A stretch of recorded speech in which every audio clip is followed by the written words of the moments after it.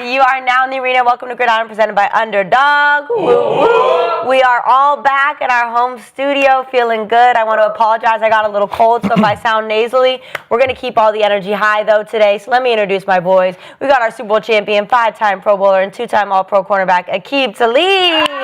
Yeah. The king of quarterback breakdowns and top 5 passer in the history of the USC Trojans, Cody Kessler. Hello, Cody. 3-time Pro Bowler and Super Bowl winning safety, TJ Ward. And we do have an empty seat right now because my man Skip, he's a man of his word. This is a stand-up guy. So we got to introduce Skip Bayless in a new wardrobe.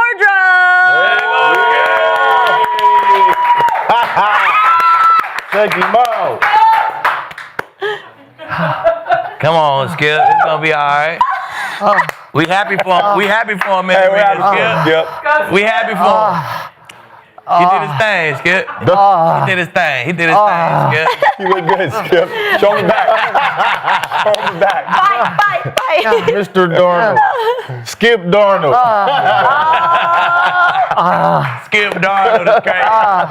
I can't even lie. Change your name, Skip. Just for the record, our bet was that Sam Darnold has to win Super Bowl MVP. But I decided last night, I crapped on this man so long, so hard, all year long, I owed that man to wear this ugly, lousy, oversized jersey, right? Oversized. Yeah. Very I want to tell Skip, I apologize. So here we are. A nightgown on. And I do remind you, we told the magician story the other day when we were at the Underdog party, and he asked me to pick a number, and so I thought of the worst number I could think of, 14, because that was the number I chose because I thought it would screw the guy up. But he still got it, right? Oh, my God. You probably gave him good luck with that shit, Skip. I guess I did. Made it hot. Last night was a sign of the apocalypse is on us. Because last night, pigs flew and fish walked and giraffes danced and climbed trees and Sam Darnold won the Super Bowl? That's impossible. It can't happen. But it did happen. You know, we weren't actually that shocked over here on this side of the couch. I've been trying to tell you guys Cody for the and I last were not that shocked. 6 weeks. I think they were going to go on a run. To be in the chip, right? Y'all asked me a little bit. You did? I mean, you said, Kenneth, Seahawks make the Super Bowl. I said, yeah, they make the Super Bowl. Okay. I remember that. Y'all looked at me crazy. I was stupid. Yeah. These boys are shocked, but I was sitting on my couch like, yeah, that's right. That's what I'm talking about. So I managed to turn Sam Darnold into a national sympathetic figure, right? I did that. So thank you. There you go. He should congratulate me. There you go. I texted him after the Super Bowl. We talked a little bit last night. I'm going to try to get him on the show maybe next couple of weeks so you can tell him in person. Oh, well, we did hear last week that Aaron Donald did say that you fired him up. So I think you might have done the same thing for Sam Darnold. You're a motivator. So you're actually a motivator. Yeah, they should say thank you for all of the hate. Well, I just wish somebody would motivate me today. So. All right, guys, we have got a packed show. Of course, we're going to be talking about Sam Darnold and what happened yesterday. And on the opposite side of the ball, we're going to be talking about Drake Maye and what happened there. And then not sure who was more impressive, but I was very impressed by MacDonald. So we're going to be talking about his performance last night as an NFL coach in the Super Bowl. But as always, you guys, this episode is presented by Underdog. And Underdog is available in most states, including Texas, California, and Florida. New customers get $75 in bonus entries when you play just $5 to get started. Just use code GRID when you sign up and it'll load instantly. Underdog makes picks, win money, and use code GRID. So he might have had the Pats in the game, but you know Aqib is always right with your pick. Did I hit again? You hit again. Let's put it up on the Did screen. I hit again? Was the time 6? Let's see. God. Did y'all ride with me or what? Hit. Did they ride with me or what? I know, Chad. Can you guys pump it? I didn't put it in. Did you put it in, Skip? Bub, you know I ain't put that in? $1,000 win you $6,700? Come on, fam. Wow. What we doing? And you picked New England to win the Super Bowl. Hey, how much money did I put on that? None. $0. Yes, thank you. $0. Congratulations. The one thing I do know is you know how to bet. I will give you that. he does. So next time we do an Aqib pick, you guys, this is your sign. You got to ride with him. Better I ride think with it's been like 3 times on the show that it's been winner, winner, winner. 3? I won like the first 5. Then I tailored off a little. Man, I'm cutting you short. Hits. At least 7 hits this season. Are you up or are you down on the season? You know, it's a roller coaster. You know, Okay. It's how betting is. It's a roller Just coaster. ride the wave. Hey, but I picked up last night though. Yes, you did. Yeah, you did. 75% of the chat says they rode with Lieb on the bets. There y'all go. That's there what y'all go. they know now. They've learned. I like that. Times 6.7. Skip. That's you put down 1,000, pick up 6,700. That's crazy. Did you bet on your own predictions? As far as the game. No, underdog. Oh, that right there? Yeah. Oh yeah, of course I put that in. Yeah. What Send them my are you real doing picks. here? You should be back in Vegas or something. Pocket change, Skip. You know what I'm saying? Yeah. You know we big money, Skip. You know what I'm saying? Season 2, baby. Oh my gosh. Season 2, baby, coming. All right, well, I do have a question though for you, Skip. I know you're being a man of your word and showing the jersey, but he didn't win MVP. Are you going to retire Sam Darnold? Good question. I Right? was going to bring that up. I'm glad you reminded me. I will forever retire Sam Darnold. Oh. He earned that. He did. It may accidentally slip out occasionally because I've said it so many thousands of times that it just kind of pops out. But he won me over because I owe him that. Wow, well, I'll be sure to correct you. Okay, you But should. I do want to know, in your eyes, what happened yesterday? I still haven't quite figured out what happened last night because that was a weird football game. It was. Yeah. All I know for sure is that Sam Darnold won the Super Bowl because Sam Darnold did not lose the Super Bowl. Period. End of story. That's all I know for a fact. Sam Darnold did not play great. He had a QBR of 53, which is just slightly above average. I predicted on Saturday's show that he would throw for barely over 200 yards. He threw for 202. I said 210. I said he'd be a tick under 50%, and he would have been if that early 23-yard out to Cooper Kupp had been called correctly because he bobbled and did not catch it. Nope. But he was right at 50%, 19 of 38, which was not great. But I predicted that Sam Darnold, called him Same Darnold at that point on Saturday, would throw 2 interceptions and lose a fumble, and he did not because the other quarterback did. So all I know for sure is that Sam Darnold threw 2 or 3 early that were dangerous and could have been picked, and New England did not capitalize or cash on any of those 2 or 3. And that for the 3rd straight playoff game, Sam Darnold did not turn it over one single time. And for that, I honor him because that's why, in the end, they won the Super Bowl. They were 4 of 16 on 3rd down. It's not great. If you told me that, I'd say, oh, New England wins. They were 1 of 4 in the red zone. That's not great. I'd say, oh, New England won the game. If you told me before the game they were 1 of 4. But the only number that mattered was a big 0. And I tweeted last night that Sam Darnold should ask DeMarcus Lawrence if he could wear 0 next year instead of 14 because that, bless you, Thank you. that it was nothing to sneeze at last night. Right? But he pulled that off because he seemed to have an angel on his shoulder pads for all 3 playoff games. How lucky was Sam Darnold last night that Drake Maye shockingly turned into Sam Darnold? Like, I still can't wrap my head around the fact that the other quarterback was Sam Darnold.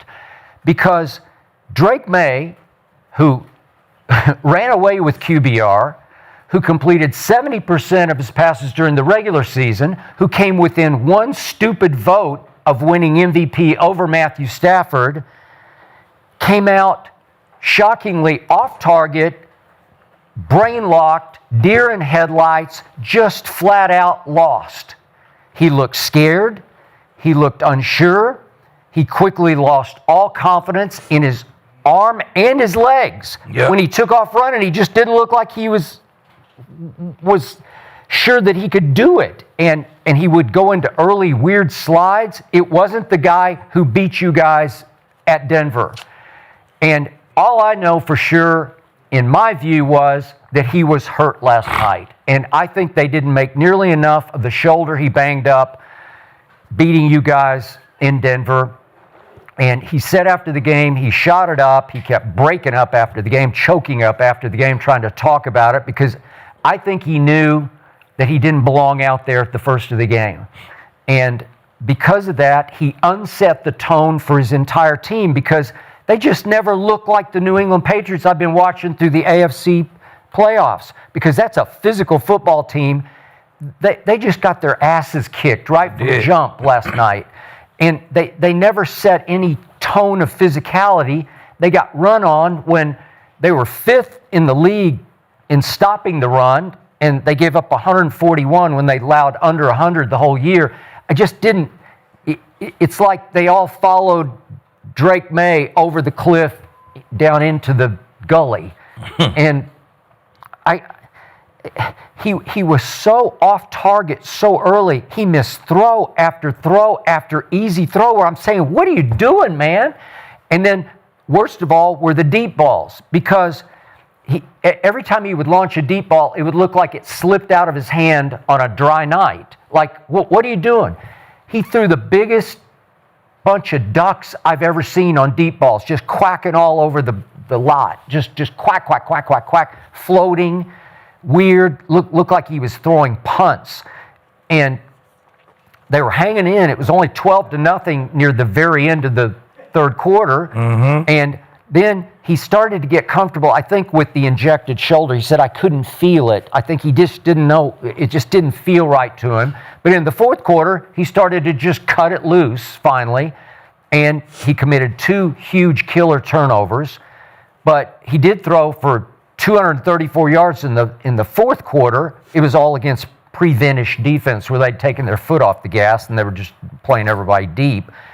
And yet, in the end, I have to go back to the nickname that I was using for Drake Maye before his draft. I called him Drake Maybe. Mm-hmm. Last night, he was Drake Maybe all night long. Maybe. Maybe not. Maybe not. Maybe not. Maybe not. Yeah, I can't put that on his shoulder because in the fourth quarter, you start letting it rip. Mm-hmm. When they eased off the gas, you sped up a little bit. Exactly. So I can't say you was hurt. And that deep end cut was a dime, and then the go to Hall. Man, that's what I'm saying. Man, that was a dime. I think that was a lucky dime. But I tell you what happened, Skip.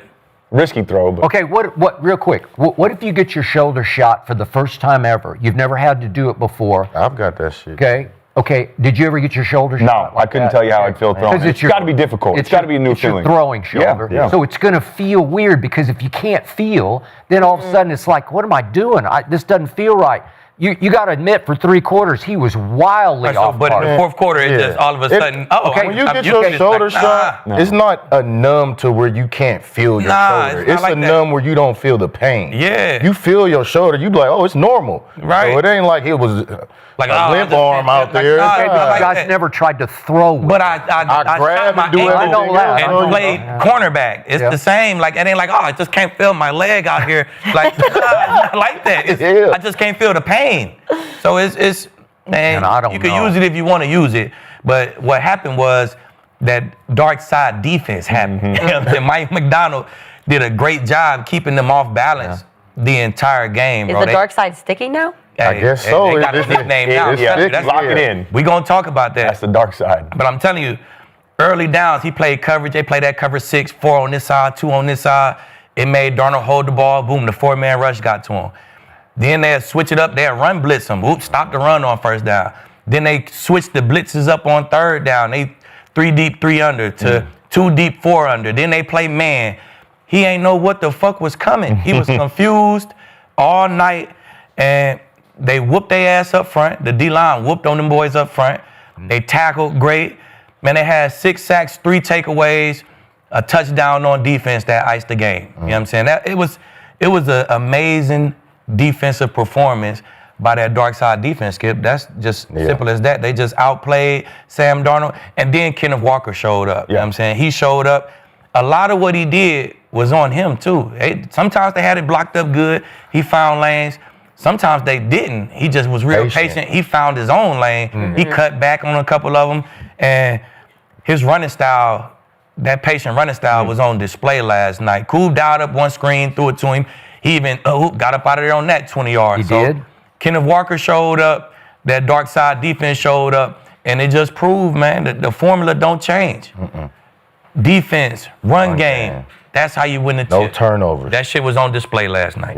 Yeah. This game came down to a couple things for me, and you guys kind of already touched on them. But the first one is obviously that defense, and we'll talk a little bit more about them throughout the show. But, man, they were doing whatever they wanted to last night. The other thing, though, and I think the most important factor was the turnovers. Coming into this game throughout the playoffs, Seattle had 0 turnovers. New England had 5 turnovers throughout the playoffs. And I said for the last 2 weeks, whoever protects the football is going to win this game. Well, Sam Darnold in Seattle did not turn the football over. Drake Maye in New England had 3 of them. But not only did they have 3 turnovers, all of those led to points for Seattle. The first one was a sack fumble by Hall. They get the ball on New England's 37-yard line. They go 5 plays and score a touchdown. That's 7 right there. The next one, and actually New England came back and scored. He threw that touchdown to Hollins, and it felt like they were getting into a rhythm. Darnold just missed Rashid Shaheed on the go route against cover 0. New England's driving after they start backed up, but then Drake Maye just throws a crazy interception to me. And I mean, still... Can you begin to explain? Yeah. I don't know what he was doing, Skip. I still don't know. I don't know if he was trying to throw the post to Kyle Williams and he underthrew him, or he was trying to throw the deep in cut to Booty and he overthrew him. It was right in between both of them, and Julian Love had the easiest interception that he'll ever have. Did he have pressure in his face? So what he did... Did he throw it kind of like, No, so he stepped up. Looked like he settled a little bit. I don't think it affected the throw, but he did have pressure in his face. But that's what I'm saying is I don't know if it came out a little bit less than he wanted to and he couldn't get it to Williams, or the pressure forced him to release high and it sailed over Booty. You got guys, right? You stepped up and it's like, oh, they right no here. Way he was so I couldn't even really post because he was running this way. He was probably trying to hit that. You think he was trying to hit Booty on the end cut and sailed? But you had a dropper right underneath that, so even if he puts it on a line in the right spot, it's intercepted anyway. So that to me is why I don't know where he was trying to go with the football. Either way, in that situation, when you're starting to get in a rhythm, just you can't make that decision. Throw it away, take off and run, or even take a sack and move on. And then, the third turnover, obviously they called it an interception. Looked like a sack fumble to me, but either way, my former teammate Uchenna Nwosu took it for a touchdown, which was really cool to see. I played with him at USC. So that was the main factor for me, was turnovers. The next, though, was their inability to protect Drake Maye. They struggled all game long, and Will Campbell, we'll talk about him in a little bit. He gave up 14 pressures in that game. If you're a left tackle, which is one of the most difficult positions in all of sports, and you give up 14 pressures to your right-handed quarterback, it's going to be tough to win. But not only the most any single player and any single player all year, all season. Wow. But terrible. To Aqib's point, Seattle was doing whatever they wanted to do. Let's go 5-man rush. Let's go cover 0 early on and then drop out underneath. And then for the majority of the game, let's just go a 4-man pass rush and get home. As an offense, and I feel for Josh McDaniels, if you can't protect up front against a 4-man pass rush, you're not going to have success and you're not going to win the game. It's over. You can't do it. And Seattle consistently got home with that. And then the last thing was the run game. Kenneth Walker was great, but Clint Kubiak's play design and his creativity in the run game is so much fun to watch, and they're so good with those, Shanahan scheme, the outside zones. He starts out just running basic outside zone. Then we're going to go outside zone with a fake end around to the receiver. Then we're going to fake the outside zone and give it to Shaheed on the end around. And I know that play lost yardage, but I love that he did it because why? That's going to force the defense to respect that. Now we can leave some players backside. They're going to go with that receiver coming around, and we get more blockers to the front side. Then they get the shotgun. We can run outside zone out of shotgun as well. Explosive play. Then we're going to run toss sweep outside zone, and then we're going to mix everything up, go duo, run some mid-zone zone, and break some tendencies to create big-time plays and keep the defense on their heels, man. Seattle dominated that football game in multiple areas, and they played really well top to bottom. But hats off to you, too, because you did predict most of this. Exactly what you said. You're like, who's going to protect the ball is going to win the game. Pretty much everything that happened, you did predict. And my other big point, even when Jules was here, was Drake Maye got sacked 47 times in the regular season. He had been sacked 15 times going into that game, 6 more sacks. I didn't know if they were going to be able to protect him. 21 sacks in the playoffs, that's an all-time record, too. That you can't win the game if you can't protect your quarterback. Mayday. Abort ship. Hey, when that pressure's on, them lights is on, man. I've been telling Lee, we've been talking all week. The Patriots, even when Jules was here, were fortunate to even be in the position they were in. You say how they did my Broncos, man. They had a backup quarterback. He did everything against the Seahawks that he did in that game. He scrambled for a little bit, got some big plays, but in the snow, with our backup, we turned the ball over more. Kenneth Walker, I said was going to be huge. How do you attack the Patriots with their D front? You attack the edges. That's what they did. Kenneth Walker, he was patient on the inside, and when the opportunity presented itself, he bounced to the edges and made big plays on big runs. Now that defensive line, the blitzing, the coordination from first half to second half, MacDonald was real basic in the first half, right? Came out in the second half, started running them field blitzes, started running those Those run blitzes like Lee mentioned, and even when the Patriots thought they were having success in that third quarter, it was bait. He baited them right into an interception and ran the opposite blitz on the next play. They had a couple first downs, ran the opposite blitz, and that's when he threw the ball, the interception to Love on that post you were talking about. But overall, man, running the ball, protecting the ball, Sam Darnold, he was great, man. He was great. You know, he did everything he had to do. He ran the offense efficiently. You know, it wasn't an MVP-style performance. It wasn't the showy performance that you want from a quarterback at sometimes in the Super Bowl, but he did what he had to do for his team to win. Put the ball in my running back's hands. Let what brought us here win us the game. And that's our defense. Our defense played lights out. Overall defense, secondary played well. D-line linebackers played well. And get them turnovers, man. The Seahawks, man, I was calling them ball hawks. Because whether it's an interception or a fumble recovery, sack, forced fumble, whatever you want to do, they were doing it. And that's how you win a championship, man. That's how you win it. All right, Aqib. I realize, and to you too, TJ, that New England played an all-time easy regular season schedule. They did not play an all-time easy postseason schedule. Right. Him going against tough defenses. He had seen and faced Jesse Minter's Chargers and D'Amico Ryan's Texans and Vance Joseph's Broncos in Denver. It's not like this defense was a whole cut above those defenses, because it's just not.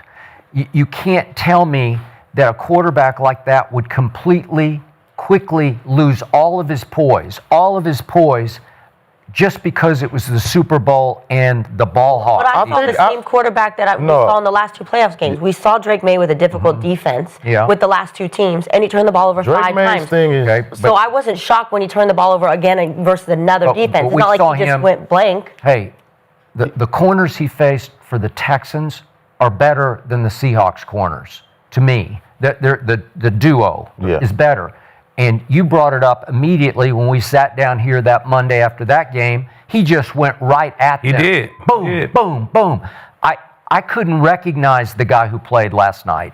Maybe the stage is just way too big for him. It's a different stage, man. Yeah. I'm telling you, it's divisional is one thing. The AFC chip is one thing. Yeah, I know. That fucking Super Bowl is big as it gets. And for you, shit, we seen it too. We seen the MVP do it. We seen the MVP shrivel. You know what I'm saying? He didn't even want to recover a fumble. He wasn't Which one are you talking about? Cam Newton. Oh, yeah. He wasn't himself in that game. What you did to him. I'm just saying, he wasn't himself in that game. Think about Drake Maye and the way he's been playing all season. And I saw glimpses of this against Buffalo. That close game when Buffalo came back in the second half, took over, and they gave him that last opportunity to go down the field and win the game. And he went 3 and out. Yep. He can't play from behind. He's a comfortable playing quarterback in the role that Vrabel has him in. Run the ball all game, and let's see what happens. You can say whatever you want about the schedule. They played tough teams in the playoffs. It's the National Football League. They wasn't supposed to be here. I can't give you they wasn't supposed to be here because they are. They there. I said they were fortunate to be there. They split with the Bills. They had to split with the Bills to get the number one to win the division. Yeah. They did that. You know what I'm saying? So they did everything they had to do.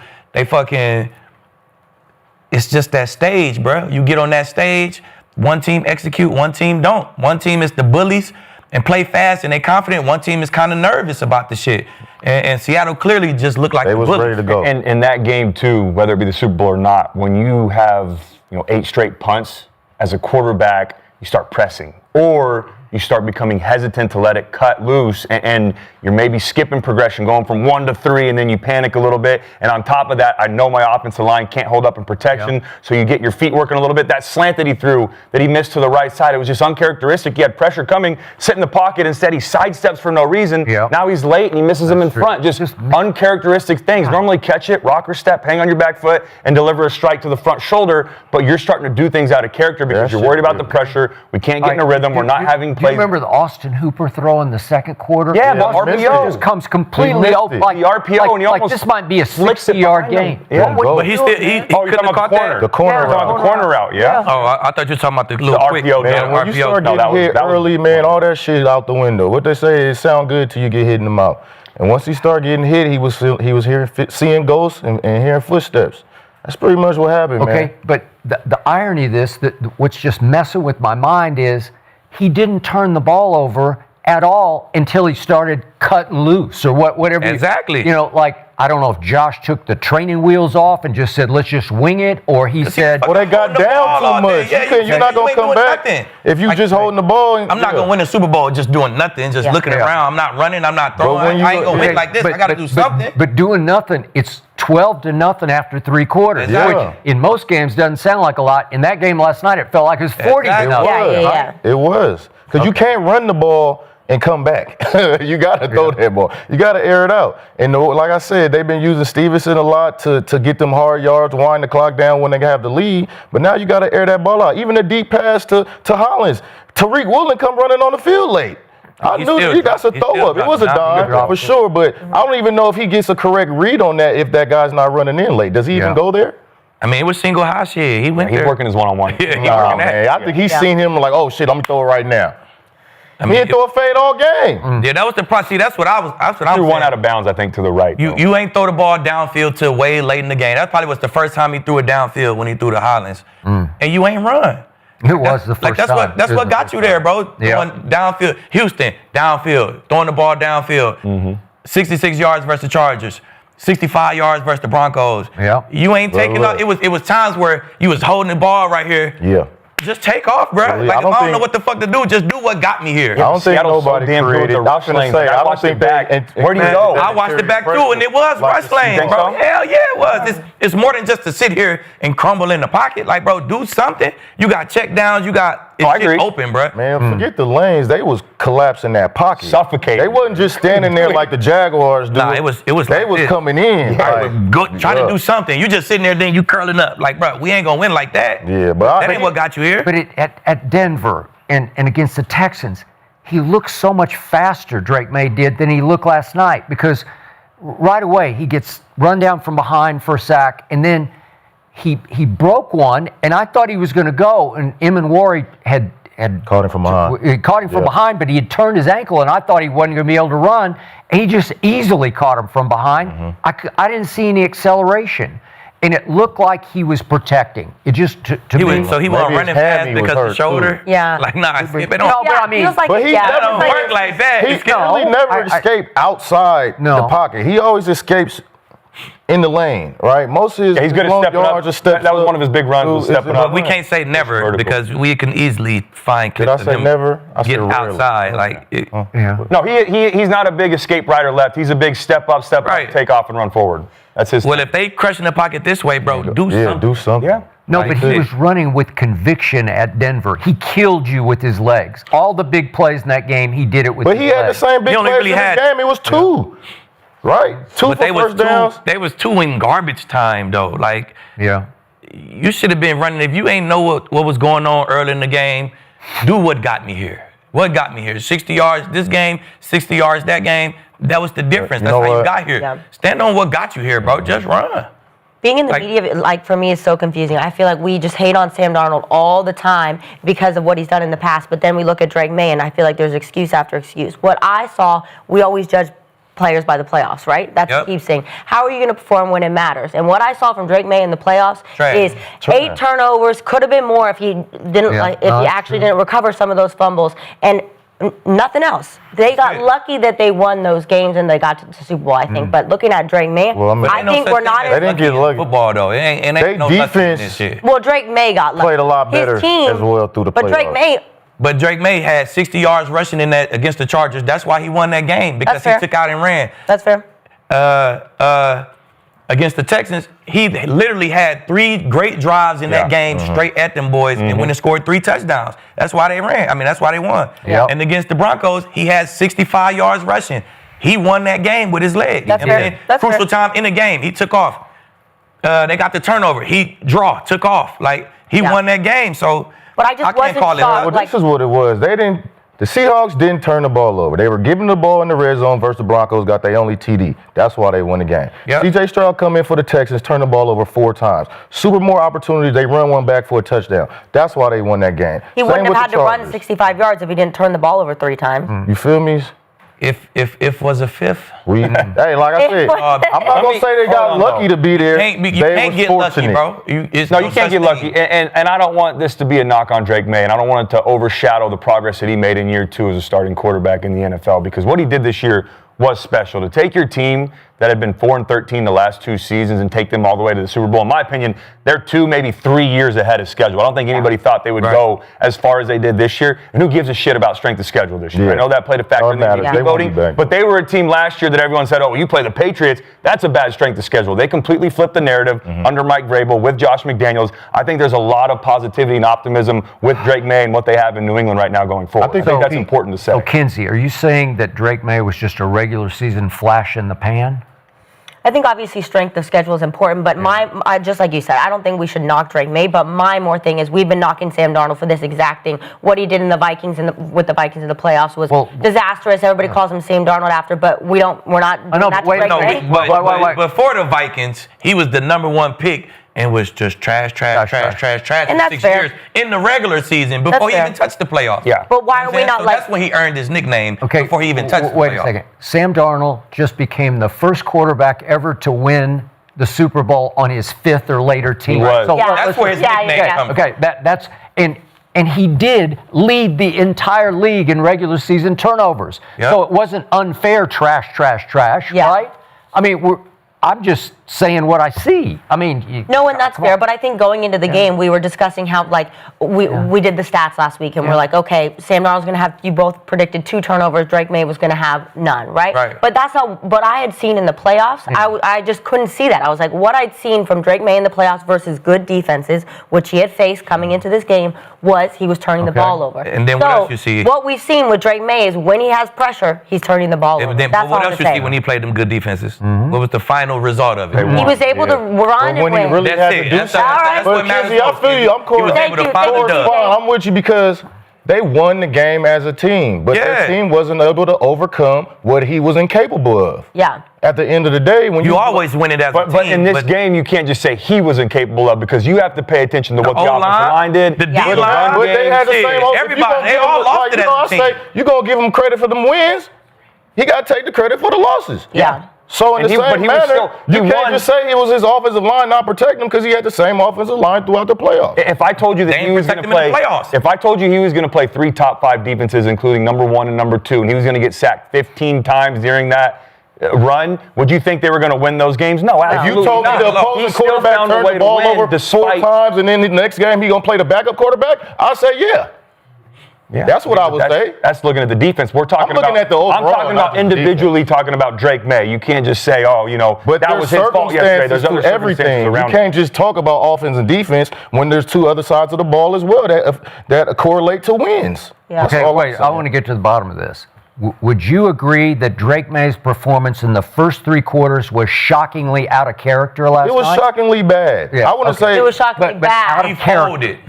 Okay, I didn't see him fold ever. I wasn't super shocked. I wasn't super shocked. Okay, it was beyond but wait a second. In the first 3 quarters, he didn't turn the ball over. It was like 16 seconds left. Because in his ear the whole time, they were like, don't do what you just did for the last 2 games. He did nothing at all. He sat in that pocket and just took sacks. No, but he went deer in headlights sacks. Where he's just like, you know what another thing is? The Patriots stay in 3rd and short.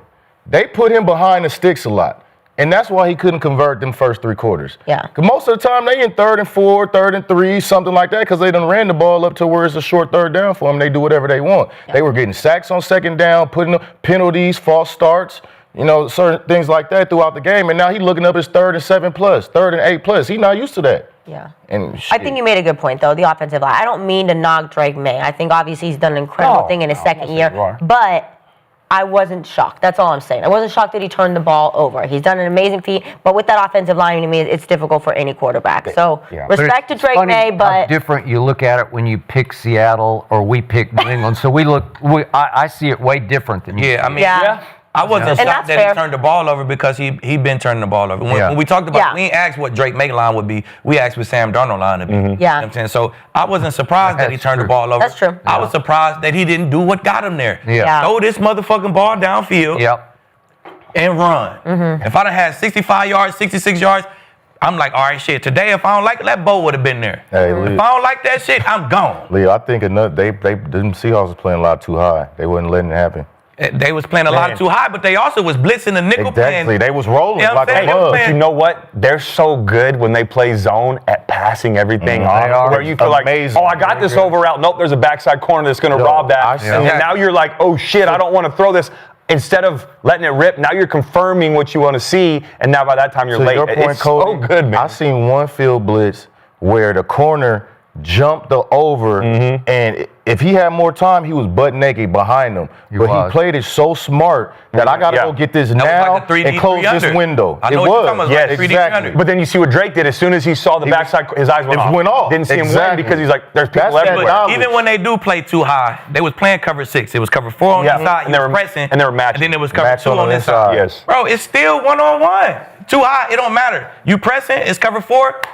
Take your shot, bro. Like, make them play ball. Like, bro, you ain't. That's what got you here. And I like You that ain't the do what Seattle got you did that opposingly. They had to get back because it was a tight defense by the Patriots early in that game. Yeah, they were took that tough. shot. Yeah, They yeah. took a couple shots back up just to back them up. Like, we'll Exactly. take the shot on your ass. Exactly. You better get back. So last night, Drake May was the guy seeing ghosts, right? He was the one. I had that thought in my head. He was. He was definitely flustered. Yeah. He was flustered. Yeah. Well, you know who was still getting hate, even though, he just can never win, is your man Sam Darnold, because Puka tweeted this. I got to show this because I'm like, hey, this man cannot catch a break. Let's see if we can get it up there. If not, I can read it for you guys here. Let's see. Oh, they want to see lead picks again. Oh. There So we go. Puka basically tweeted, he did a laughing face, and he said, Sam Darnold. And I'm like, oh, here we go. Here it is. Here we go. And I'm like, this man cannot catch a break. And you know who was not having it? Was Ernest Jones, the Seahawks linebacker. He replied with this tweet. He had to defend his guy because he's just done with it. Let's see if we can get that one. He says, ain't you at home, goofy ass?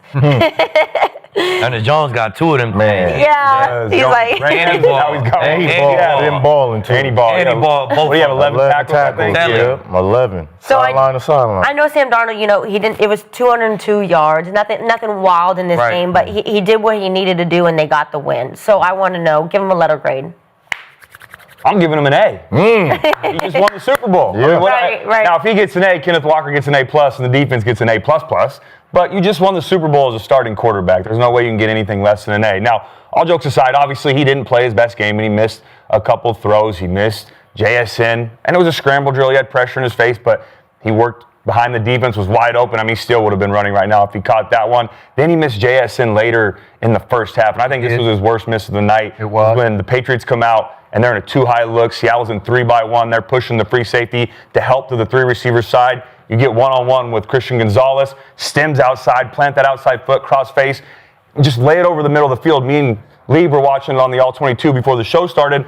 You had everywhere to work, but instead he throws it behind him. Hell of a play by Gonzalez to make up and get back and knock the ball down. But if you throw that to the front shoulder or lay it over the top, that's a touchdown. Then he missed Cooper Kupp on a corner route. They play action, roll out, had a touchdown, and then he missed Shaheed. They went cover 0, got to a 7-man protection, which is exactly what we want. So now we know we're picked up, ran a go route, overthrew him. Did he get held a little bit by Davis? Maybe, but still he missed that. Hell, he could have had 4 touchdowns in this game, in my opinion. But even though he missed some of those, he also made some big-time plays, not only with his arm, but with his legs as well. There were multiple times on film where Milton Williams was free as a rusher. There were multiple times where the edge was free as rushers, and he was avoiding those guys, making plays, either throwing it away and finding a check down.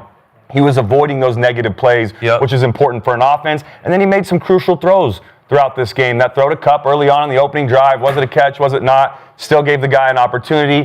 Hit Shaheed on that end cut. Then right after that, had the slant flat to JSN. Great read, plant your back foot. Hit him on the upfield shoulder, get an explosive play. We go down and get 3 points. And then he hit Cooper Kupp on that out route on 3rd and 9. But the most impressive play to me was after that when he threw the touchdown to A.J. Barner. And in my opinion, you got to give a lot of credit to Kubiak for dialing this up. But also you got to make the throw. They come out and they start in a 1-by-3 formation. Then they shift Shaheed back over to the left. They get to a 2-by-2 with both tight ends off the ball so that they can move those guys in motion. Well, Sam Darnold recognizes that they're playing press man outside. I have corners locked on, eyes on. I know I got man-to-man. Initially, Robert Spillane is man-to-man on Barner. As they send him in motion, you can see him point to Gibbons, who's 51, the other linebacker, saying, you got him. But then they snap it on the fly, and what do? They show him outside zone. We've been running outside zone play after play. JSN's out. He's not on the field. Everything's telling me run. The linebackers fly downhill. They let Barner exit through the C gap, leave him wide open, runs a corner. Cooper Kupp does a great job, too, of running the post, clearing out that cornerback. And then Sam has pressure in his face and throws a dime. So that was a big-time play. Yeah. Only touchdown of the game, but you've got to make those throws because you don't know when you're going to get them. So I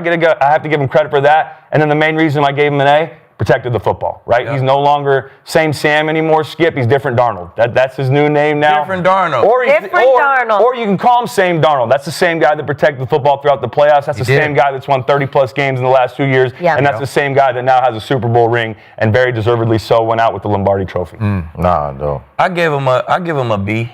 I don't think it was an A performance. It was nothing real flashy, but he played winning football. The most important thing that he did was protect the ball. Yeah. When your defense playing that good and you're running the ball that good, sometimes you don't got to be flashy. You just got to protect the ball, throw that one touchdown, and win the game. So you talked about him missing passes. I thought he hit passes on early downs, first down passes. Like you run the ball so good, the defense start loading up, run blitz, and we trying to stop the run, and then you got to keep us off balance on defense. First down play action passes, they threw 12 of them. He completed 7 of them. Like that's crucial just to keep a defense like, all right, now we can't just say first down is run every time.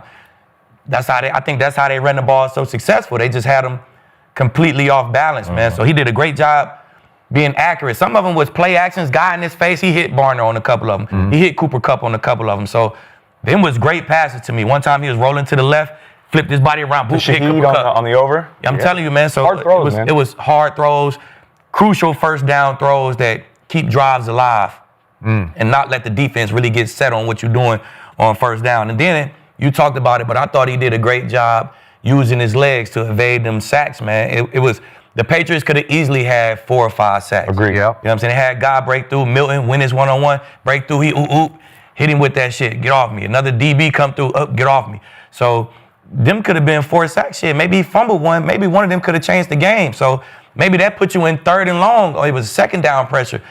He did a great job avoiding them, not really running, just avoiding them throwing check downs or getting the ball, throwing the ball away, period. You know what I'm saying? So that was crucial to me. So, man, that's called winning football, in my opinion. And shit, I give him a B for the Super Bowl, and I also give him the jacket as the man in his class right now. Simple as that. If you the one who got the chip, you got the wins in the last 2 years, I don't give a fuck how I started. On 2 different teams. On 2 different teams. I don't give a fuck how I started. At this moment right now, Sam Darnold, the man of his class. I'm crowning him. He the man. You get a jacket for that? Yeah, he wear the jacket. Somebody got to wear the jacket. Coming like a Letterman, not the. So before the season, who wore the jacket as the man in his class? Probably Josh Allen, right? Allen. I mean, you look at last year, a couple years ago, maybe Lamar wore it. Today, come on, man. Come with the jacket, man. Sam Darnold put that jacket on.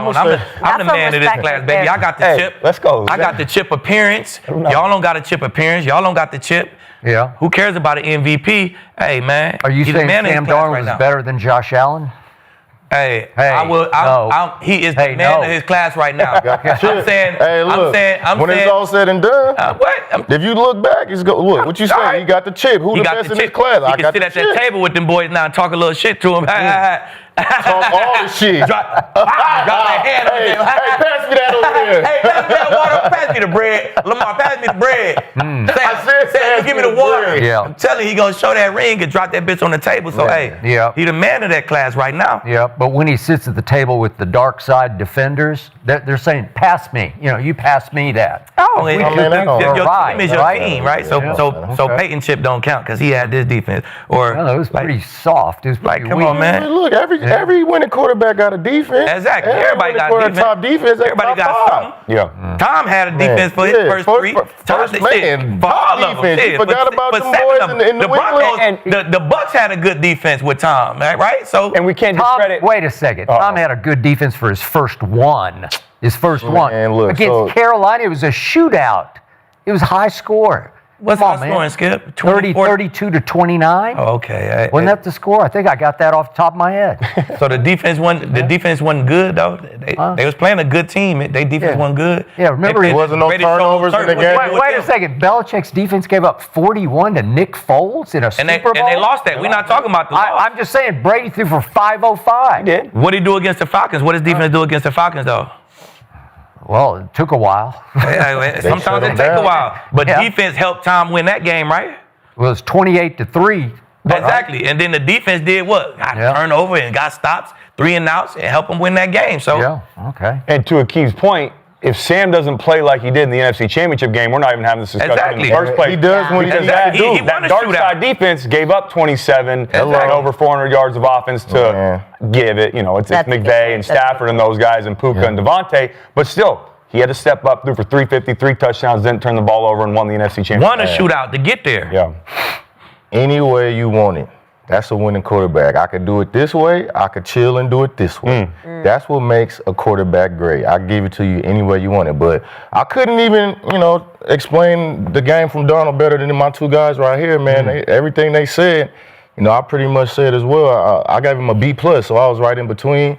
He took care of the ball. But I think the biggest thing was the opening drive. How he came out shooting. They ran the ball well.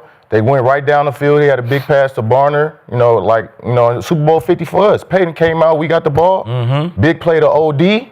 CJ came out toting the ball. We went down, we didn't get a touchdown, we got a 3. But that 3 was like, oh yeah, it's on now. We up.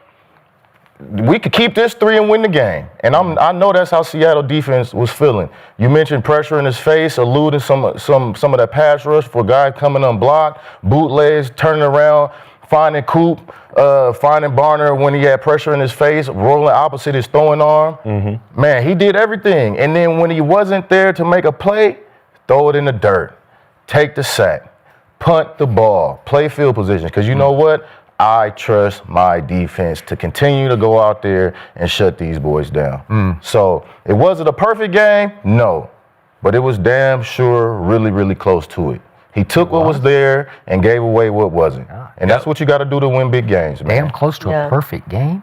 Shit. What mistakes did he make? You could throw for 500 yards. You're going to have some missed throws. A perfect game is about, just making a bunch of mistakes. What mistakes did he make? I don't know. I saw a different game. He threw a money ball when the time was there. Got his tight end in the red zone. Shit. 200 yards, no turnover. There's a lot of shit out there. I saw a lot of shit. Well, there was a couple to Jay said. Come on, Skip. A lot of bullshit was out there. Still crazy. But TJ made a great point. There's multiple different ways to win as a quarterback. Some games you got to go and win a shootout. Some games your defense is playing great. Let me check it down, throw it away. Sometimes a throwaway is just as good as a completion when your defense is playing as good as they are. And the good quarterbacks understand that. I would argue they conceded a lot of those third downs. They did. Third as well back up. We don't need them. We don't need this. Force them. Punt the ball. I'm fine. They can't score no way. Punt the ball. You know what he Run did? the ball on third and You know what he did do a good job of, though, Skip, that you don't get credit a lot for a quarterback. When I went back and watched the film, did a really good job of getting them in the right play and putting them in advantageous situations. You heard a lot of time, he goes can, which means we're throwing the first play in the trash can, getting to the second play based off of what you're doing with the safeties or the coverage. And the other thing he did was a lot of OP calls. You see him do this with the line, meaning we might be running it right, but based off what you're doing with the front, whether we want to run at the 5 tech or run at the 3 tech or afro, which is away from rotation, let's get to the right run call or run it the right way. And he kept doing that over and over. That's why Kenneth Walker had some of those big time plays. So it was the other minute things that you do mentally as a quarterback that I thought Sam excelled at in this game. I'm sorry. I saw a very different game last night. I had to get a new TV, I guess. It's just He's got you got to get lead. The same Darnold countdown goes on. 120. Skip, you better not give him a D in that jersey, man. You give him a D, Skip? No, but I will give him a C+ for all the reasons Cody detailed. It was funny because you broke it down and misfire. Yep. He missed JSN deep. He missed Shaheed. He overthrew Shaheed deep. And there are 6 or 7 others. And then you give him an A. Okay. And I get the escapes. The escapes were good. But 50% completion rate. It's just not very good. And 202 is not great. And 4 of 16 on third down, you can say they conceded a lot of times, but 4 of 16 is pretty awful. If you told me 4 of 16 before the game started, I'd say they lose. It's just not enough. 1 of 4 in the red zone is not great. It's just, it will lose you a lot of games, 1 of 4. But I know Sam was trying to fight through his oblique injury, so maybe I should give him more of a break because he was really struggling with that oblique. But he did throw. I had 3 early balls into the danger zone. And I admired the fact that he was ripping them, but he was ripping them into precarious situations. All 3 with the right play, the right play. Bless you. Marcus Jones broke on one and could have housed it. And he was just like a tick off, split second off. You've been there, you've done that. But when I'm real quick. Go ahead, go. When you are split and you've been there, you was 1 off. It's probably because it's a fucking dime. He throw it in the only spot that I can't get it. Yeah. That's the only reason. Elite ball placement. Okay. Yeah. And look, it won't hit his hands. He dropped it. History would tell you that Sam will unravel off early turnovers, tumultuous early turnovers, where he throws one, like against the Rams at SoFi, whenever it was mid-season. He had 4 picks because he throws one and then he just sort of comes all unglued.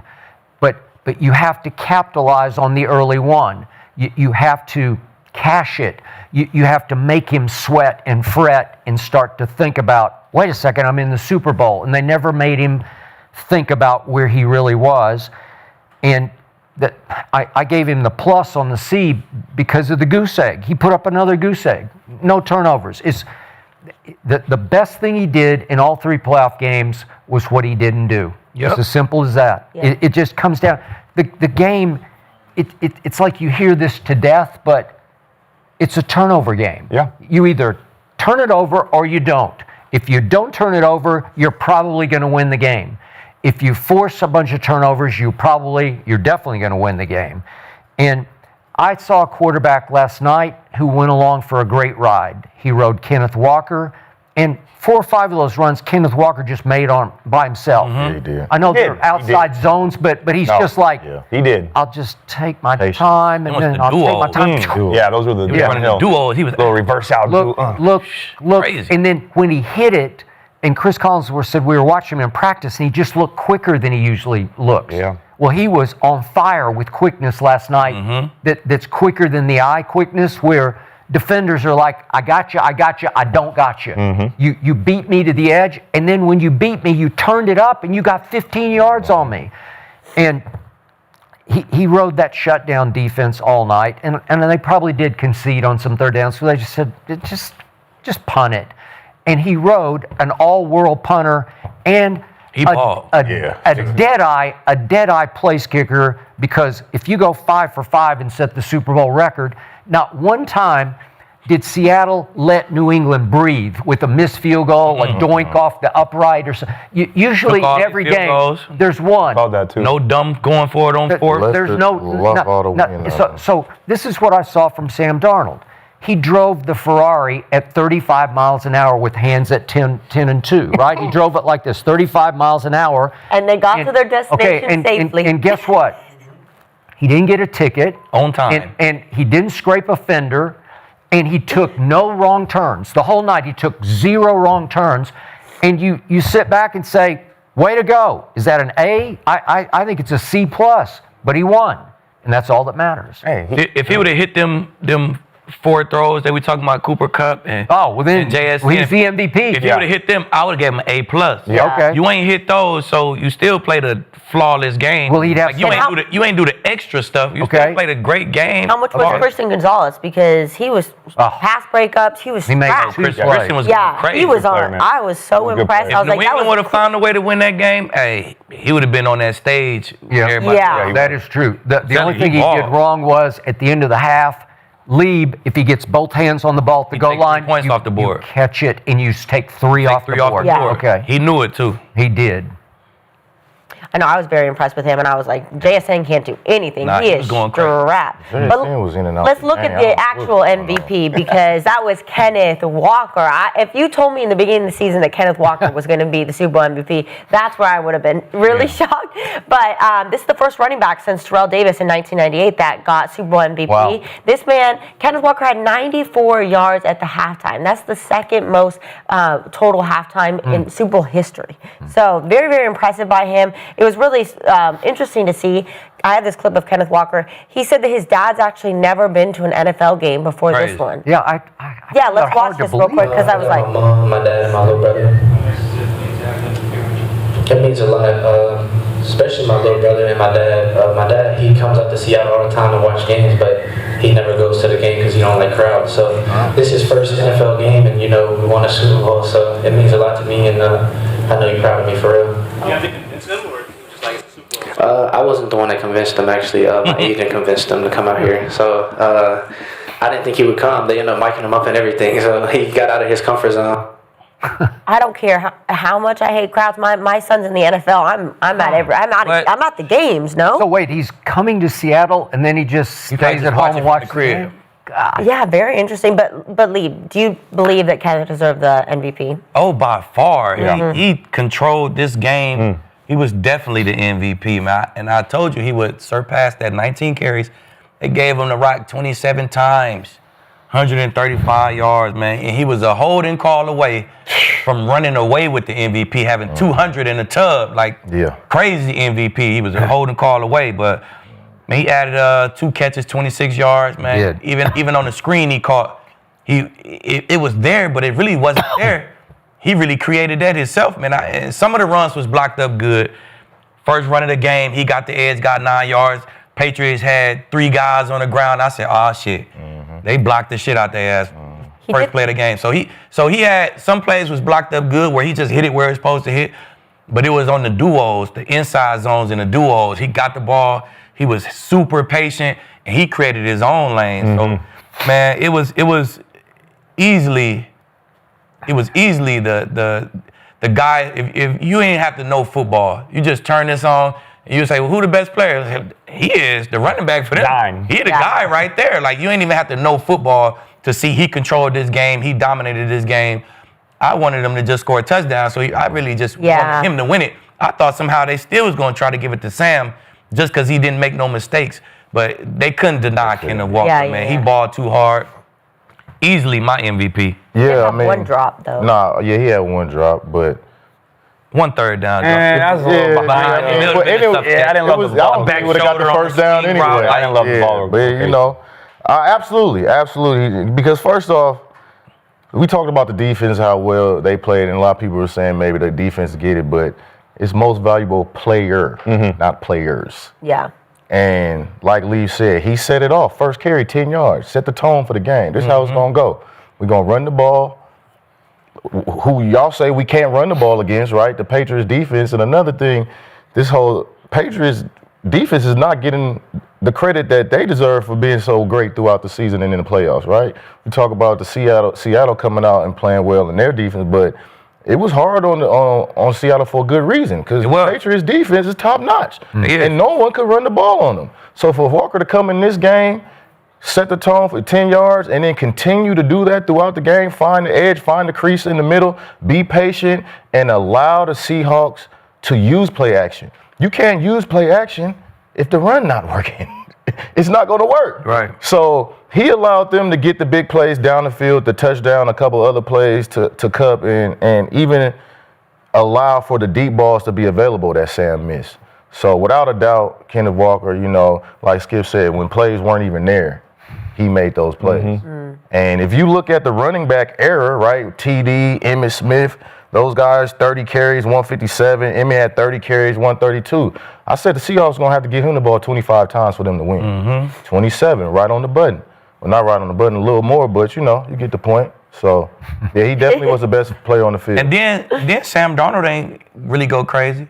JSN ain't do nothing. Yeah. Like, it was, who else you going to give it to? Yeah. You know what I'm saying? I agree 100% that he deserves the MVP, and I would have given it to him too. I think the argument that you could have had was maybe Myers. Now, I don't know if they'd ever give it to a kicker, but Right. 5 field goals, I mean, and then maybe in that position. No, they did. Like a 50 they ball. did, Yeah, but there was, that was some of the. No, I wouldn't. I would definitely a Super Bowl record have not given it to him. with that. Who I think was 5 extra points. a couple guys that I think could have got it outside of Kenneth Walker might have been on defense. Maybe Hall made a couple splash plays. Witherspoon made a couple splash plays. So there's an argument there, but I agree. I would have given it to Kenneth Walker at the end of the day. You said, man, he had 27 carries, 135 yards, averaged 5 yards per carry, and then had 26 yards receiving as well. And I know I talked about the play calling with Kubiak and the offensive line, but you guys said it best. There were multiple times there were free guys in the hole, and he would just quick in and out, make them miss, and turn something out of nothing. And I can't tell you as an offense and as a play caller how important that is. You have so many more options with your offense when it's 2nd and 8 and 2nd and 7 as opposed to 2nd and 14. When it's 2nd and 14, your playbook goes like this. When it's 2nd and 7, I can run it. I can pass it. I can go play action. I can do other things and then pick up a couple yards and get a first down maybe on 3rd down. So those were big-time plays. Also, you talked about the way he runs the football, man. It's so much fun to watch. He's so patient, but he's also decisive. And there's a difference between patience and hesitation. And he's so good at knowing how to set up his blocks, let the play develop. Guys who get the ball and get to the hole too quickly, they'll beat their block there. But guys that get the ball and they hesitate just a little bit, or they're patient just a little bit, let the play develop. Then once they see the hole, they put the foot to the ground, get vertical. And yeah, he did a really good job of that, man. Great vision, phenomenal center of gravity, his balance. He's just an all-around back, and he had to step up. When Zach Charbonnet went down, Kubiak said, we are going to ride Kenneth Walker until the wheels fall off, and we're going to put a lot of pressure on him. And he answered the bell. He averaged over 100 yards per game in the playoffs. He had another 100 yards receiving, and he had 4 touchdowns throughout the playoffs, and he capped it off last night. So very well-deserved MVP for Kenneth Walker, and I'm really happy for him. To me, it just didn't feel quite right that Kenneth Walker had 0 touchdowns and 1 Super Bowl MVP. And I agree with you. It looked like he had 1, but that was definitely a grab and hold. But if you look hard at his yardage, there was the 2nd field goal drive early in the 2nd quarter in which he escaped for 30 yards and then 2 plays later, 29 yards. So almost half of his yards came on the 2nd field goal drive that made it 6-0. So you can argue the overall impact as you did on just the calling of the game, but you can't show me that he just gashed where he broke this and he broke that. He didn't break a lot. He just kept here and here and here. Just average 5 yards a carry. Yeah, that sounds like Emmitt Smith to me. Yeah, that's just dominating the game. Emmitt Smith just got it in the end zone. Like when he's Super Bowl MVP, he's going to score 4 touchdowns. If bro didn't hold right there, he still would have. Bro, he wasn't making the tackle. You had an I don't think that should have been called. He was going to run through that arm and still score. Nah, man, he was. It definitely contributed to the breakaway. But man, Skip, that's kind of my point is even those 3-yard gains when it could be a negative play are equally as important as a 10-yard run sometimes when it comes to the flow of your offense. So that's a big factor. Was the Seattle defense more valuable last night than the Seattle offense? Yeah, it was. Yeah. It just was. So, but how do you do this? Your man Ernest Jones, that you know very well, and he's got 2 of these things, as you just said, 2 rings now. He had 11 tackles, 10 of them solo. It's hard to have 10 solo tackles. I don't care what you say. 10 times in a Super Bowl game, it's you getting the ball carrier on the ground. 10 of those is impressive to me, but he didn't intercept a pass. He didn't force a fumble or fall on a fumble. So it's hard to justify him. Now to your point about Jason Myers, I don't care if they're chip shots, it's the Super Bowl and kickers choke like crazy. They're notorious chokers.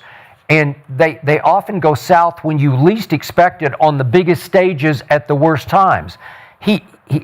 Okay, so he goes 33, 39, 41, 41, 26. Okay, not 50, not 60, but he became the first kicker in Super Bowl history to go 5 for 5 with 5 field goals. And let's not discount the punter Michael Dixon from Australia via University of Texas. He punted them back to their 2, their 4, and their 6, and then a couple other times. But he averaged 7 punts. He averaged almost 50 yards a punt. It's just killer in a game like this that was a defensive battle until it sort of went into chaos in the fourth quarter. But he was crucial. I could make a strong case that somebody who really gets football, and maybe it would take analytics, second, third level, but they would say that the kicker and the punter together were a combined MVP in this game. You could make that case. But the weird thing about Kenneth Walker is, I don't know if you guys remember, but halfway through the season, 2/3 of the way through the season, I kept hearing on shows, reading, Seattle can't run the ball. Like they can't run because Kenneth Walker, I looked at his game log. So he had 200-plus yard games the whole regular season, and one was 105 and one was right at 100.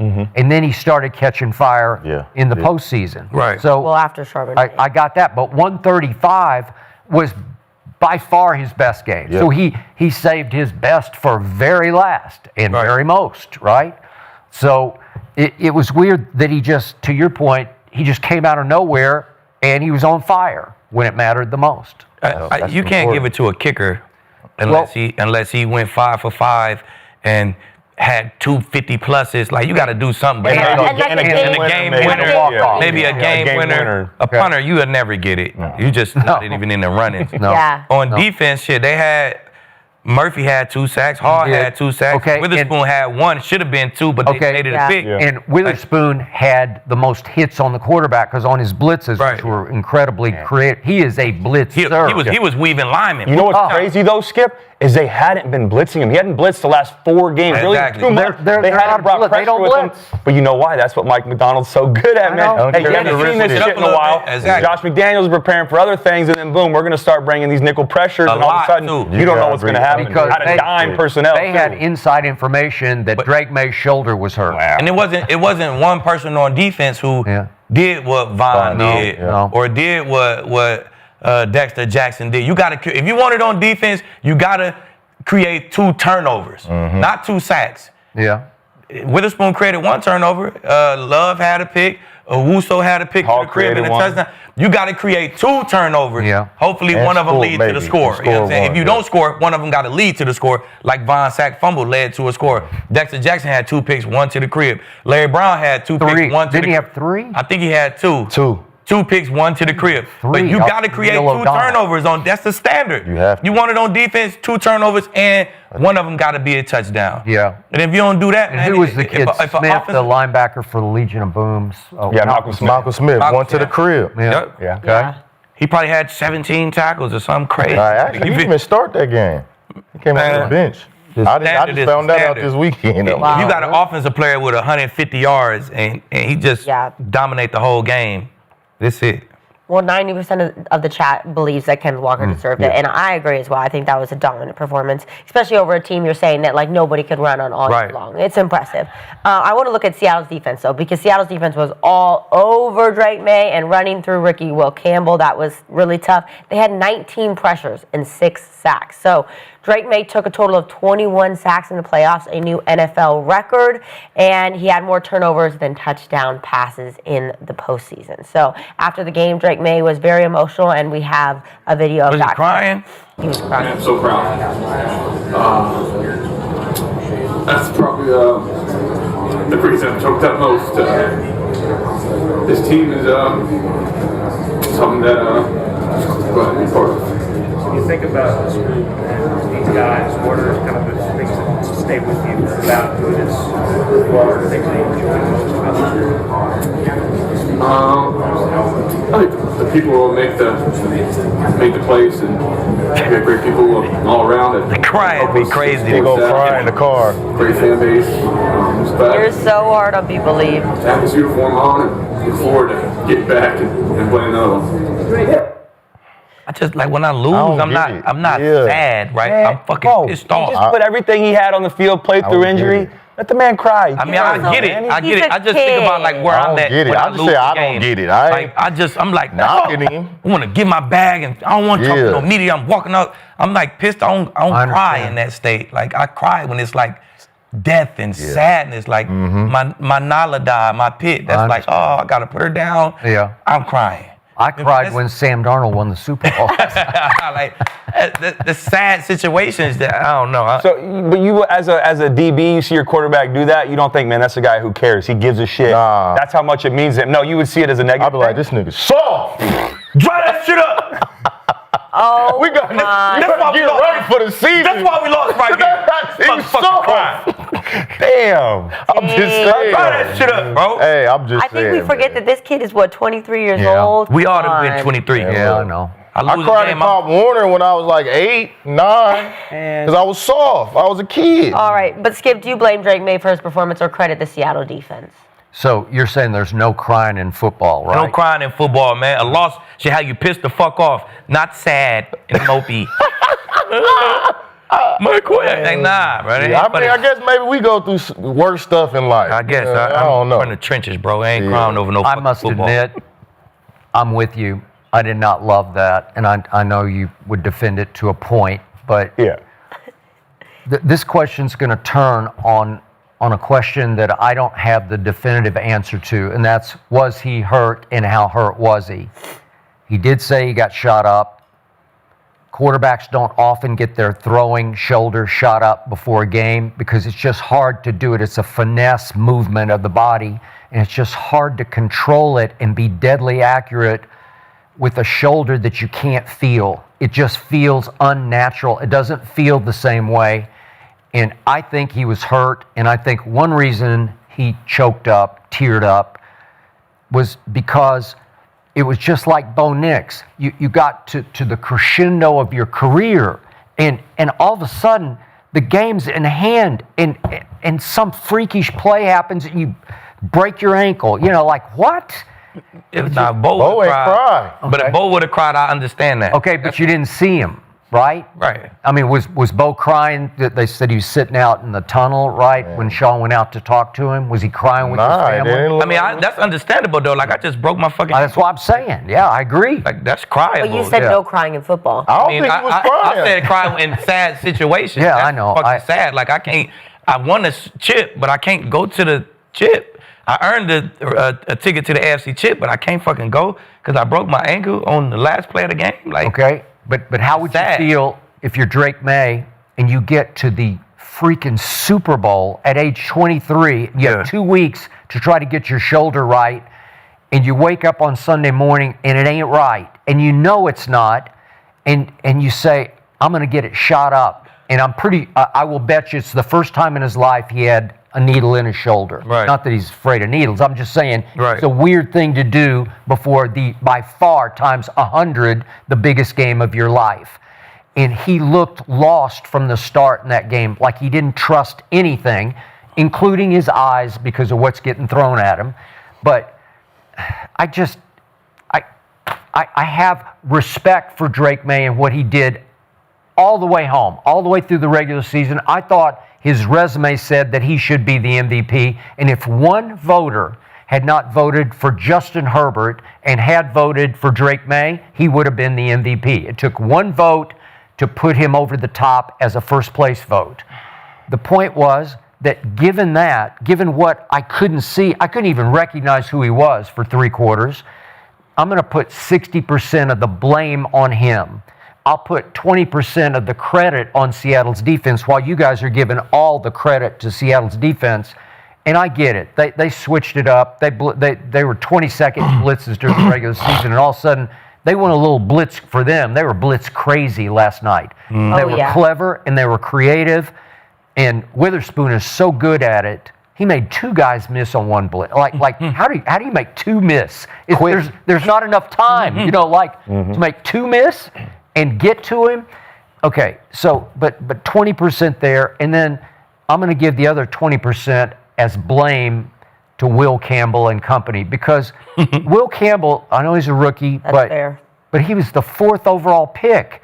And I watched LSU a lot, and they just marveled at Will Campbell at LSU. I read last night, when he was a freshman at LSU out of Monroe, Louisiana, Pro Football Focus graded him the 2nd best blocker in all of college football as a freshman. Yeah. And we're talking about first-team All-American, and he just looked overmatched last night. I know his arms are short, but he doesn't look athletic to me.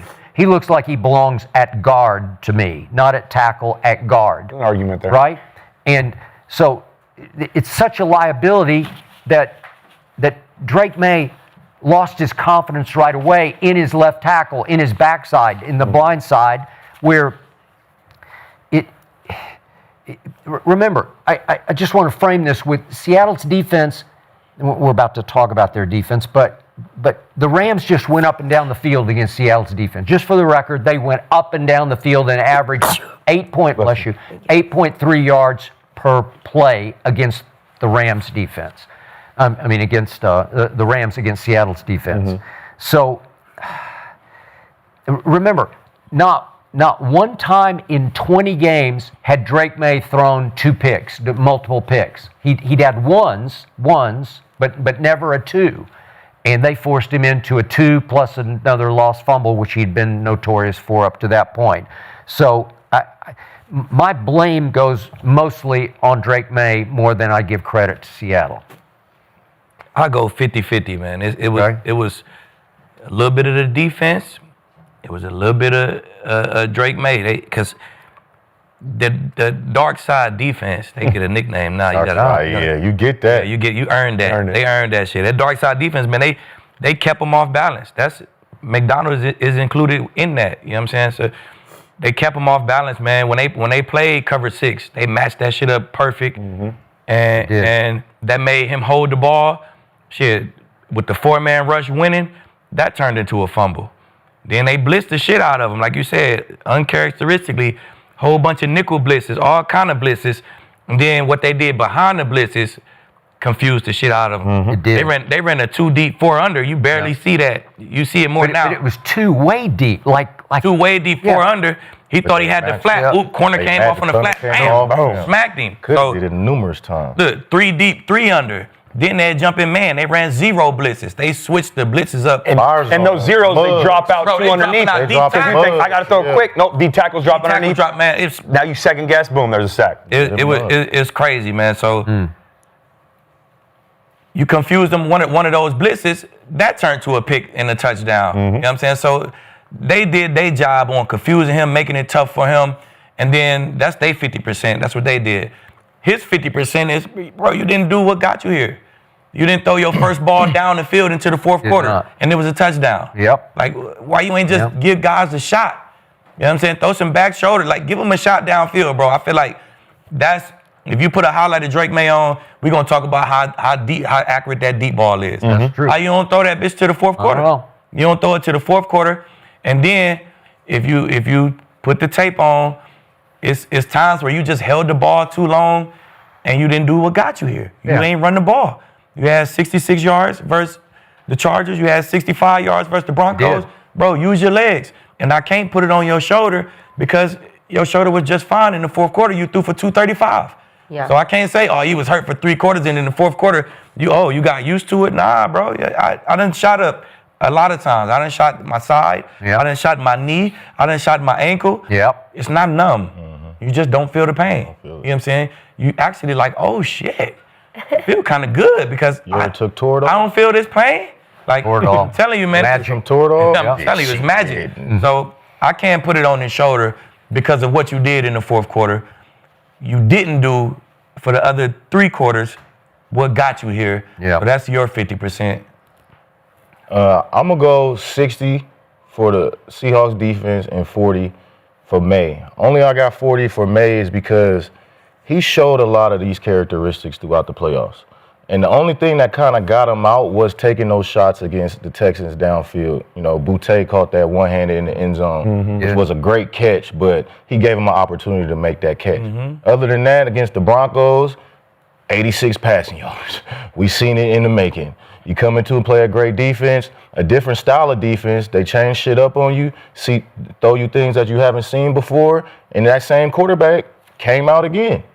And the turnovers, man. 4 fumbles against Houston, or 3 fumbles, or 4 fumbles and 3 losses against the Texans in that first playoff game, something like that. Came back against Denver, took care of the ball, but, it was snowing or whatnot. But the turnovers turned up again in the Super Bowl.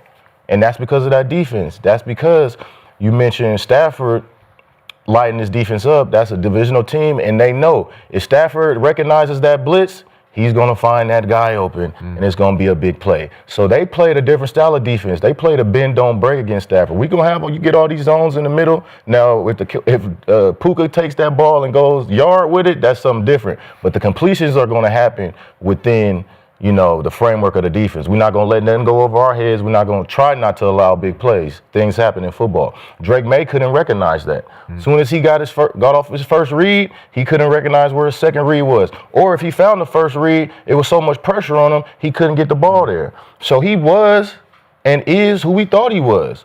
A good quarterback that had the benefit of being able to run the ball and being on top most of the season. And when you ask him to come back from 12 to 13 points, 14 points, 2 scores, he can't do it. So you're saying he's overrated? Hey, yeah, right? Hollywood, you said that, Skip. No, you just made the but case. Look, hey, I'm a correspondent, and that's what it's looking to be.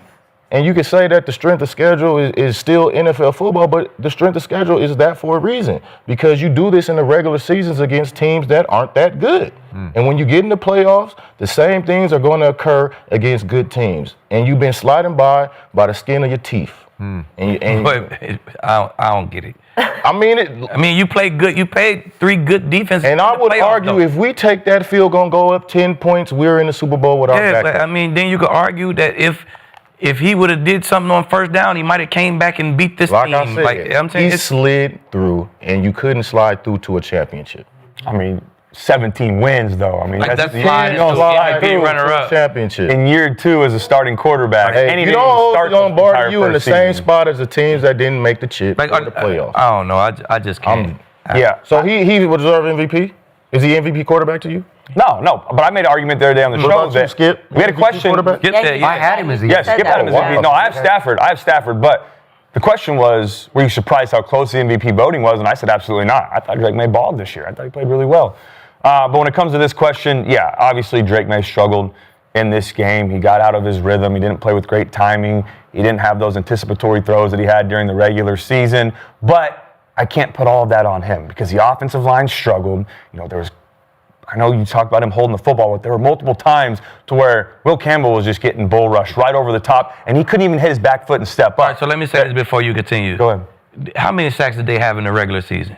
They get 47. 47, exactly. right? Yes. Was he the MVP runner-up? Yes. So he did this shit all year. That's what the offensive line was all year. But a big reason for those sacks was because he would take off and run, and he held the ball. Yeah, he did, but this is what this team has been all year. Y'all giving up sacks. Y'all had pressure. In the Super Bowl. Will Campbell's pressure rate allowed in the first 2-3 playoff games was ridiculous. But that to me is more of a positive for Drake Maye because he's overcoming those deficiencies with the offensive line and still was almost the MVP. That's impressive. Yeah, he knows he's going to take a lot of sacks. He's going to take hits. It didn't fluster him too much in this game. It got him. But that's because of that dark side defense. He threw for 86 yards against the Broncos. He did throw for 86 yards, but it was a blizzard in the second half. He ran for 86. I would argue if it wasn't a blizzard, he would have did worse because that defense. But you just talked about too earlier about Sam Darnold is knowing how to win games. Well, if you saw the play calling in that game, Josh McDaniels was running it first down run, second down run, third down run, punt. Make Stidham go beat us. He didn't put the ball in Drake Maye's hands a ton, and when he did, they ran a flea flicker to Hollins on a great throw, and then he took off and ran when some of the lanes opened up and picked up some big time plays. So I don't want this to be. Go ahead. About Campbell, that speed and strength rush, he can't handle. No, same shit happened. And I think that MCL played a bigger factor than what they were saying. Remember, because he went on IR for a while. He was for 4 games. Yeah, and then he came back. And I don't think he ever got back to being who he was. I would agree. But with that being said, yes, Drake Maye struggled, and the run game was non-existent. They ran for 79 yards. Drake Maye ran for 37 of those. He was your leading rusher. So you take those away, the other 2 backs, I don't think neither of them had over 30 yards rushing. It's just not a recipe for success for your young quarterback going up against that defense. But with that being said, I'm more 70-30 probably leaning towards giving credit to Seattle's defense instead of putting blame on Drake Maye, and the main reason because of the things you guys talked about. I mean, the line of scrimmage. They control the line of scrimmage with that defensive line. They went out and got a D-line and made it a point of emphasis that we're going to win in the trenches. That's what they do.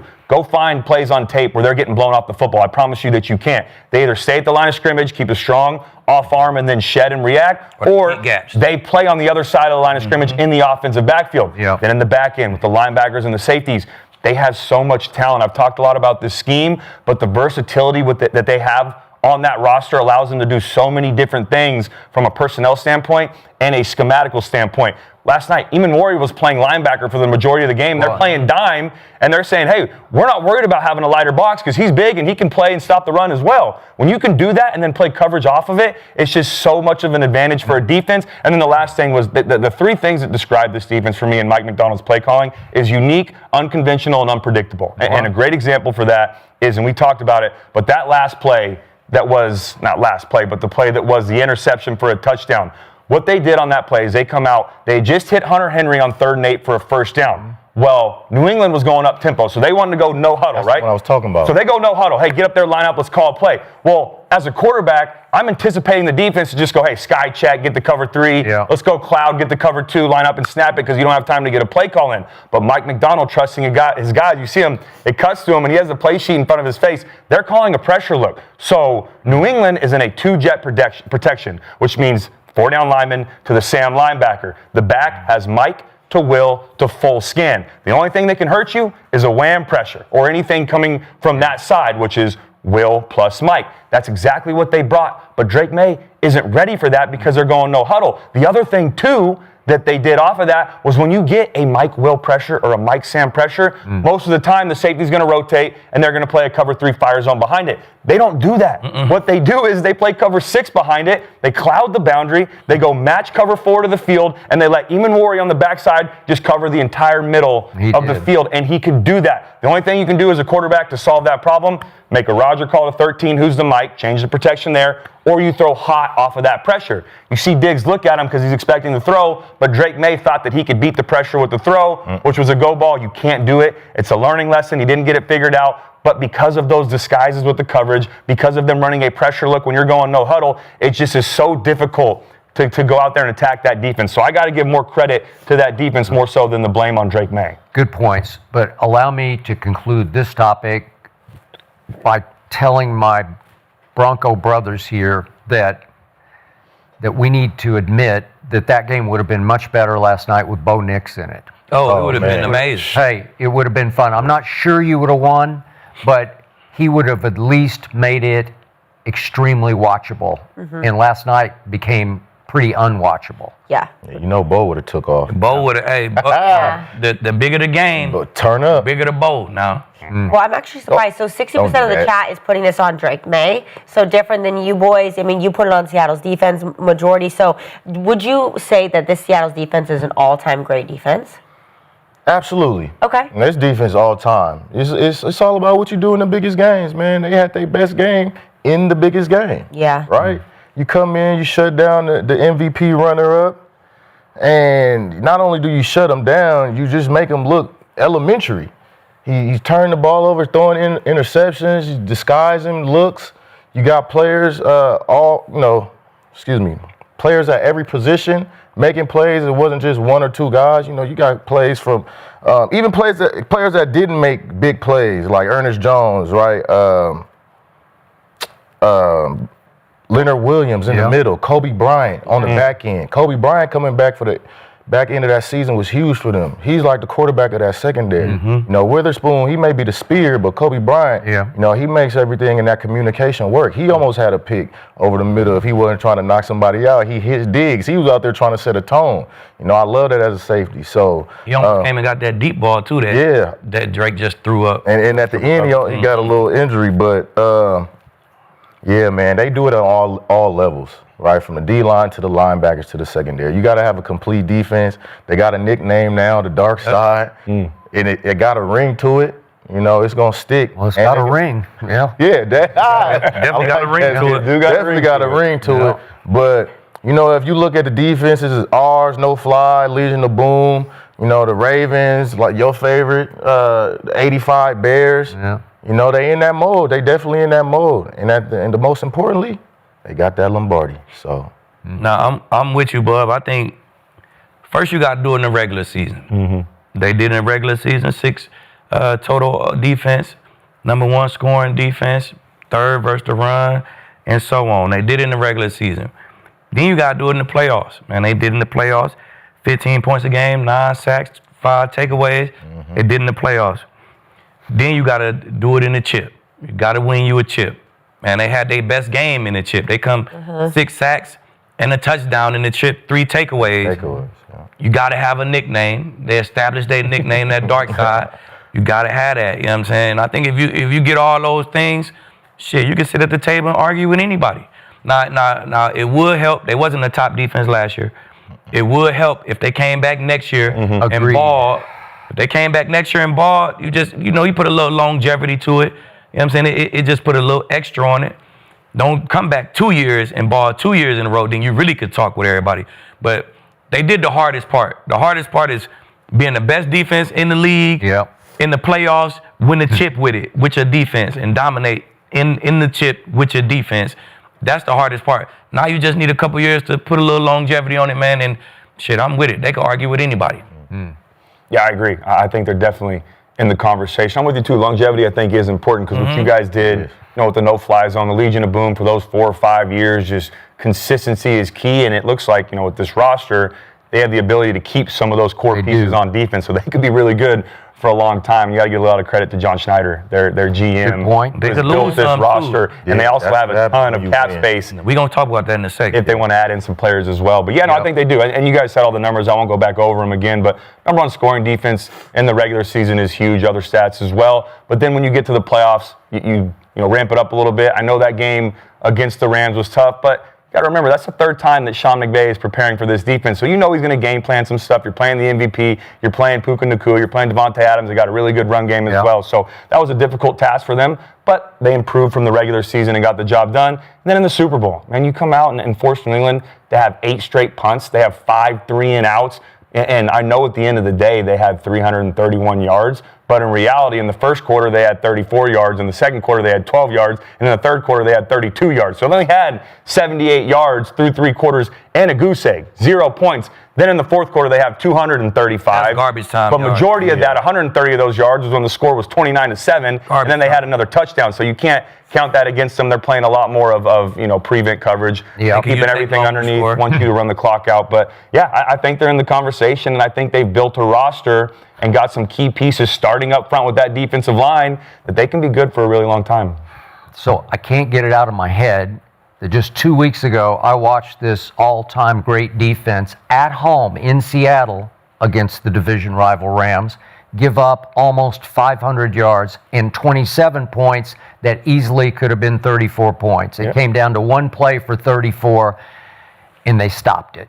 So be like that sometimes, Skip. Okay, I got it, but we're talking about all-time suffocating. Are they? 85, excuse me. Didn't the Dan Marino and them torch your 85 Bears? They beat them on a Monday night. They didn't Seattle should have beat? I mean, didn't they get torched by Tom them?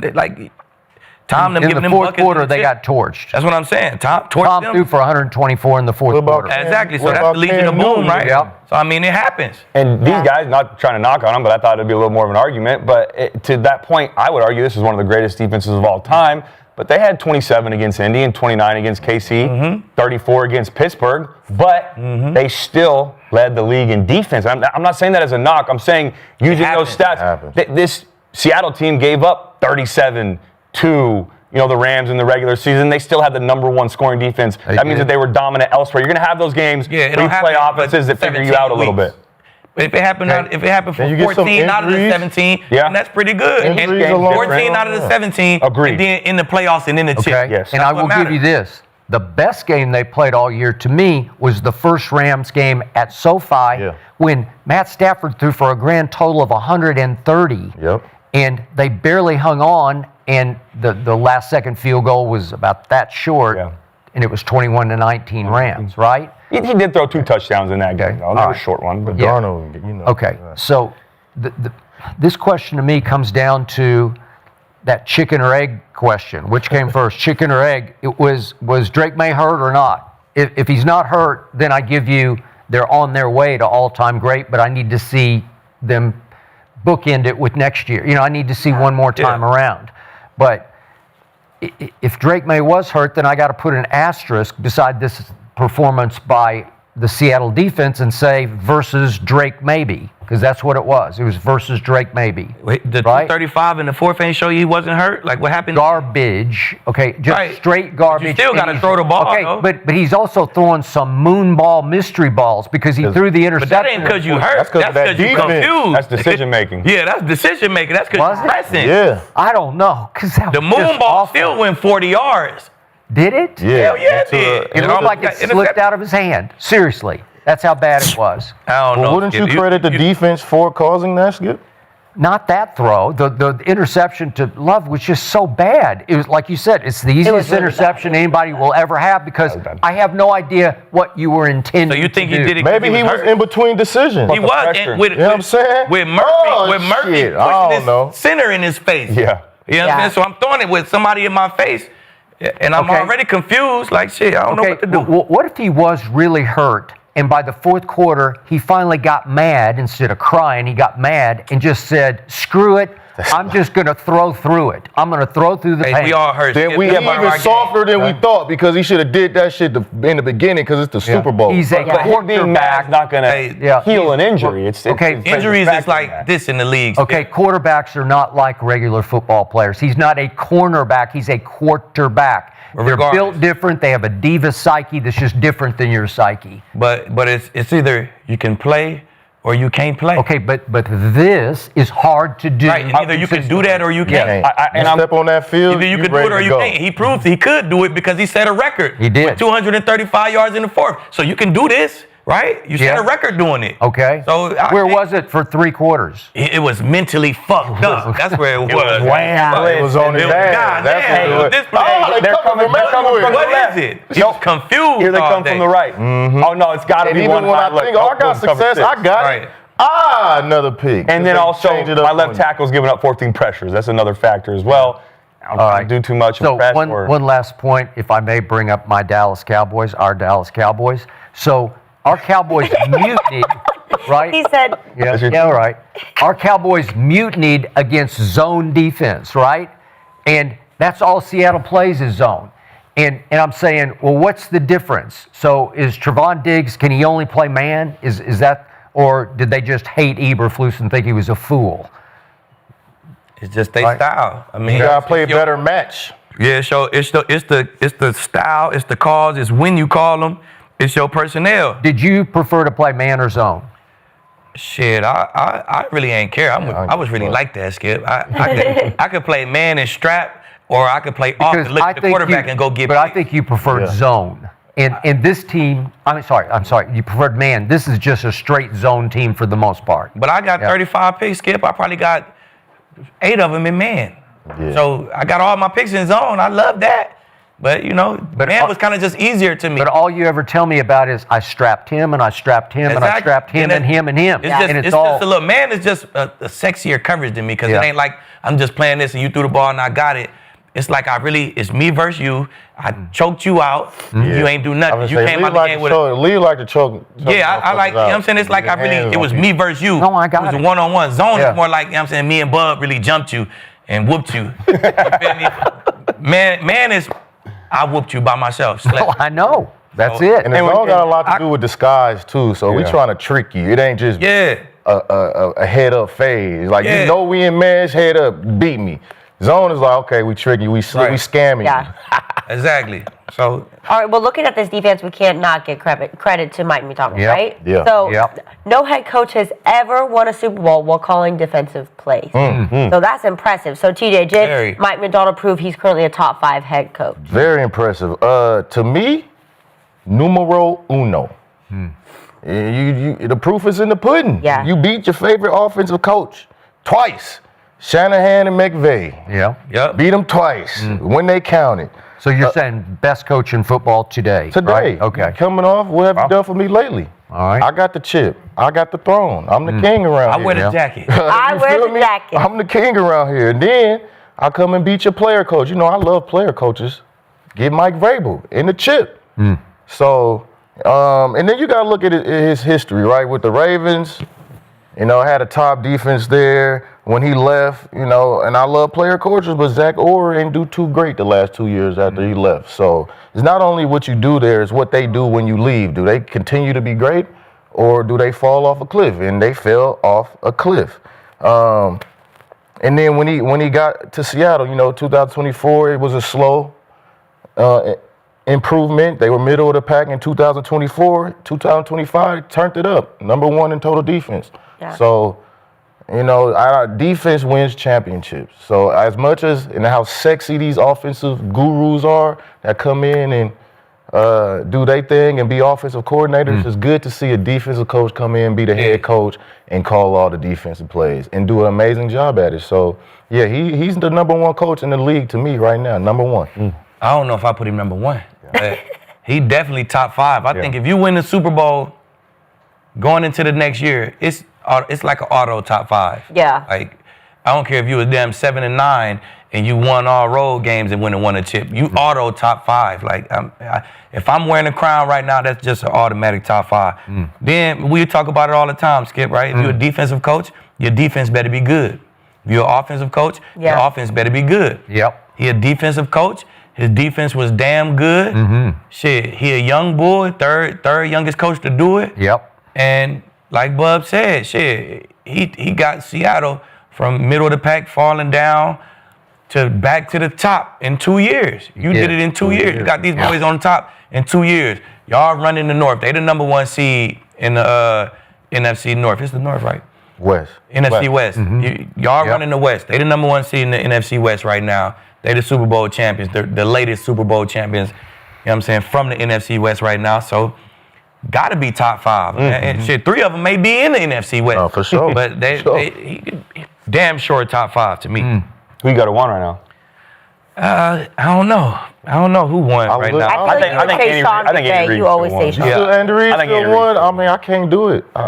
No? What have you done for me lately? You heard me? Yeah. You should. Well, I mean, lately, shit, he was just in not the that chip. far removed from almost. Hey, he was just in the chip. he's almost at a three-peat. So, I put But him- the only reason I say not Andy Reid is because, you know, when you don't have everything clicking, what are you doing as a Right. You know, Sirianni might be up there with me. I'm telling you, man. You come in and he's top 5 for sure. Yeah. and boom, the program is hot. Y'all chip after win a chip, lose a chip.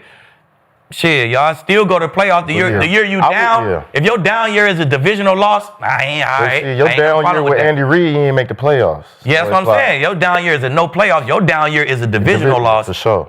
Okay, remember in the previous chip, Andy Reid was down 40-6 with 4 minutes to go. Yeah, that's what I'm saying. So, and maybe Andy Reid. But what were they doing, Skip? They were going for a a three-peat at that point. Yeah. You know, Yeah. so it was, We said We're right talking now. about today. I get it. So I maybe get it. Andy Reid is still top 5. Top 5 for sure. But shit, I'm saying Andy Reid It's top 5. at 5 right now. I mean, look. I mean, Maybe, you got a I Super would put Bowl him loss, maybe 3 or 4. no playoff. Okay. you got Pat Mahomes, too. All right. Well, no, regardless of what the order is, Mike MacDonald is absolutely a top 5 coach right now. Sure. He really is. Yesterday was a huge day in Seahawks history, but a day that might even be more important was January 31st, 2024. And that's when they hired Mike MacDonald. And there were a lot of Seahawks fans that were excited about that hire, but there are also a lot of fans that were scratching their head and were confused if a 36-year-old first-time head coach could come in and replace the legendary Pete Carroll and have success. And he proved that he could. And I think a big reason for that is because of his track record. You mentioned it, but he has climbed up the ladder so quickly. And we sat on this couch before they played the Rams the first time, and I did a breakdown of what he's done before and how impressive it's been. But if you look at it, he started coaching high school ball in 2008. Then he goes to Georgia as a GA in 2010, doesn't get his first position coaching job until 2017 with the Ravens, and then just a couple years later in 2021 goes to Michigan to be a DC, 8th in scoring defense that year, has some success, goes back to Baltimore for 2 years, 3rd in scoring defense the first year, 1st in scoring defense the second year, only giving up 16 points per game, and then boom, you're a head coach with no background of being a head coach. So there were a lot of question marks. That TJ don't like. You don't like it. You don't like at that 36, shit. TJ. I'm saying, but look, opposing to some of the other guys we mentioned last week, This guy has been in it since 2010. You know what I'm saying? Yeah, but he wasn't a position coach until 2017. That is a fact. Right. He was a GA. And I'm not saying he's a non-player who was fast. It never works, but it can't be the only recipe. That's what I'm saying. No, I hear it works sometimes. Evidently. And other times, but our point last week on these coaches that maybe weren't players and don't have a ton of experience and they're younger is you'll never know if you don't give them a shot. Right. But if you give these older head coaches who still deserve chances in the league, but if you keep recycling the same guys, you know what you're going to get. I don't think anyone knew that Mike MacDonald was going to do this. I mean, in 2 years. Same with Sean. Please put words in my mouth. I didn't say old coaches. No, I said experience. Yeah, okay, you said you don't like the ones who get fast-tracked who didn't play ball. I don't like all of them. I don't. I ain't put no word. But that's my whole point. I want a 65-year-old. No. But my whole point is if you take a shot on a young guy, you might get what Mike MacDonald's been able to do. In these 2 years, he's won 27 games, 15-2 on the road. That's so impressive to do in the NFL, especially as a young coach. He won the division this year in a conference or in a division that has Sean McVay and Kyle Shanahan. You went out there and won it in your second year, and now your second year as a head coach, you win a Super Bowl. Third youngest, I think, all time as a Super Bowl head coach. So it's really impressive. Yeah, he's absolutely in my top 5, and I've been saying it over and over, and I'll keep saying it on this show. I think Seattle's future is really bright. Hey, shout out to GM too, because you got to spend money. I don't care who your coach is. No, you ain't got the roster to do it. You can't do it. He spends smart money. Exactly. They got cap space and they've got stability on their roster. Just his coaching. What you did a great job. Yeah, what do you guys You did a great job. They've all been. I find Mike MacDonald hard to rank because everybody else we rank is on the other side of the ball. Everybody else. I'm a Kyle Shanahan fan. You're in good hands. I'm a Jim Harbaugh fan. He's really good, and he's been really good in college and really good in pro football. It's killing me. And yet, I like Jim too, Skip. Jim, he got to a chip. He doesn't have a chip in pro football. Andy Reid, Sean McVay, they're all good. But you brought up the one fact that vaults Mike MacDonald to the top of my list right here, right now. And that is they have won 14 of their last 15 road games. That's impossible. I've been doing this a long time. I've never heard of anything like this. You can't do that in this league. Yeah. It's too hard. The teams are too good. The talent is too high across the board. The crowds are too loud. To go 14 of your last 15 on the road, something is happening there. Is that count the Super Bowl? No, I didn't count the Super Bowl, but you could throw it in, even though they said it sounded more like a Seattle home game. But it's a road game to me. It's neutral side. I got it. Yeah, packed with Seattle fans. But I watch his team, and I got to make the case. Of all the Super Bowls, I've been doing it for a long time, this is the most boring Super Bowl team I've ever seen, and that's a compliment because there's no edge to it. There's no rah-rah to it. There's no personality to it. They don't have great characters. Almost all the guys on this team, I watched all the interviews last night. They're all good guy, God guys. There are a lot of God guys. Everybody's giving thanks to God. I thank God for what just happened. We're blessed. We're blessed. We're blessed. Mike MacDonald, same thing. Yeah. Good guy, God guy. And in all their interviews, I can't remember one thing they said. They ain't say nothing. Right? I remember Kenneth Walker said his father's never been to a game before until last night. But they just don't say anything. They reflect his personality, which is great because they just keep on keeping on. And when they go on the road, they go for business, man. They go on a business trip. That's a fact. Right? Yeah. And you say taking on his personality. Yeah. I ain't seen that guy smile yet. He still ain't smile. No, it's almost creepy to me because he's like robotic to me. But the way he dialed it up last night on the biggest stage, that's genius, man. That's up there, and I don't throw it around lightly, but his genius is harder to decipher and sort of quantify because we watch Kyle call it up and Sean call it up, and you say, look at that, because they're flash, splash plays, bam, bam, bam. This is just, he blitzed, corner blitz, he sent slot blitz. He got him, and he got him, and he got him again. And I'm not saying Vrabel coached poorly, but he got out-coached by the other much younger coach who did not play pro. He barely played high school football, okay? Yeah. There we are.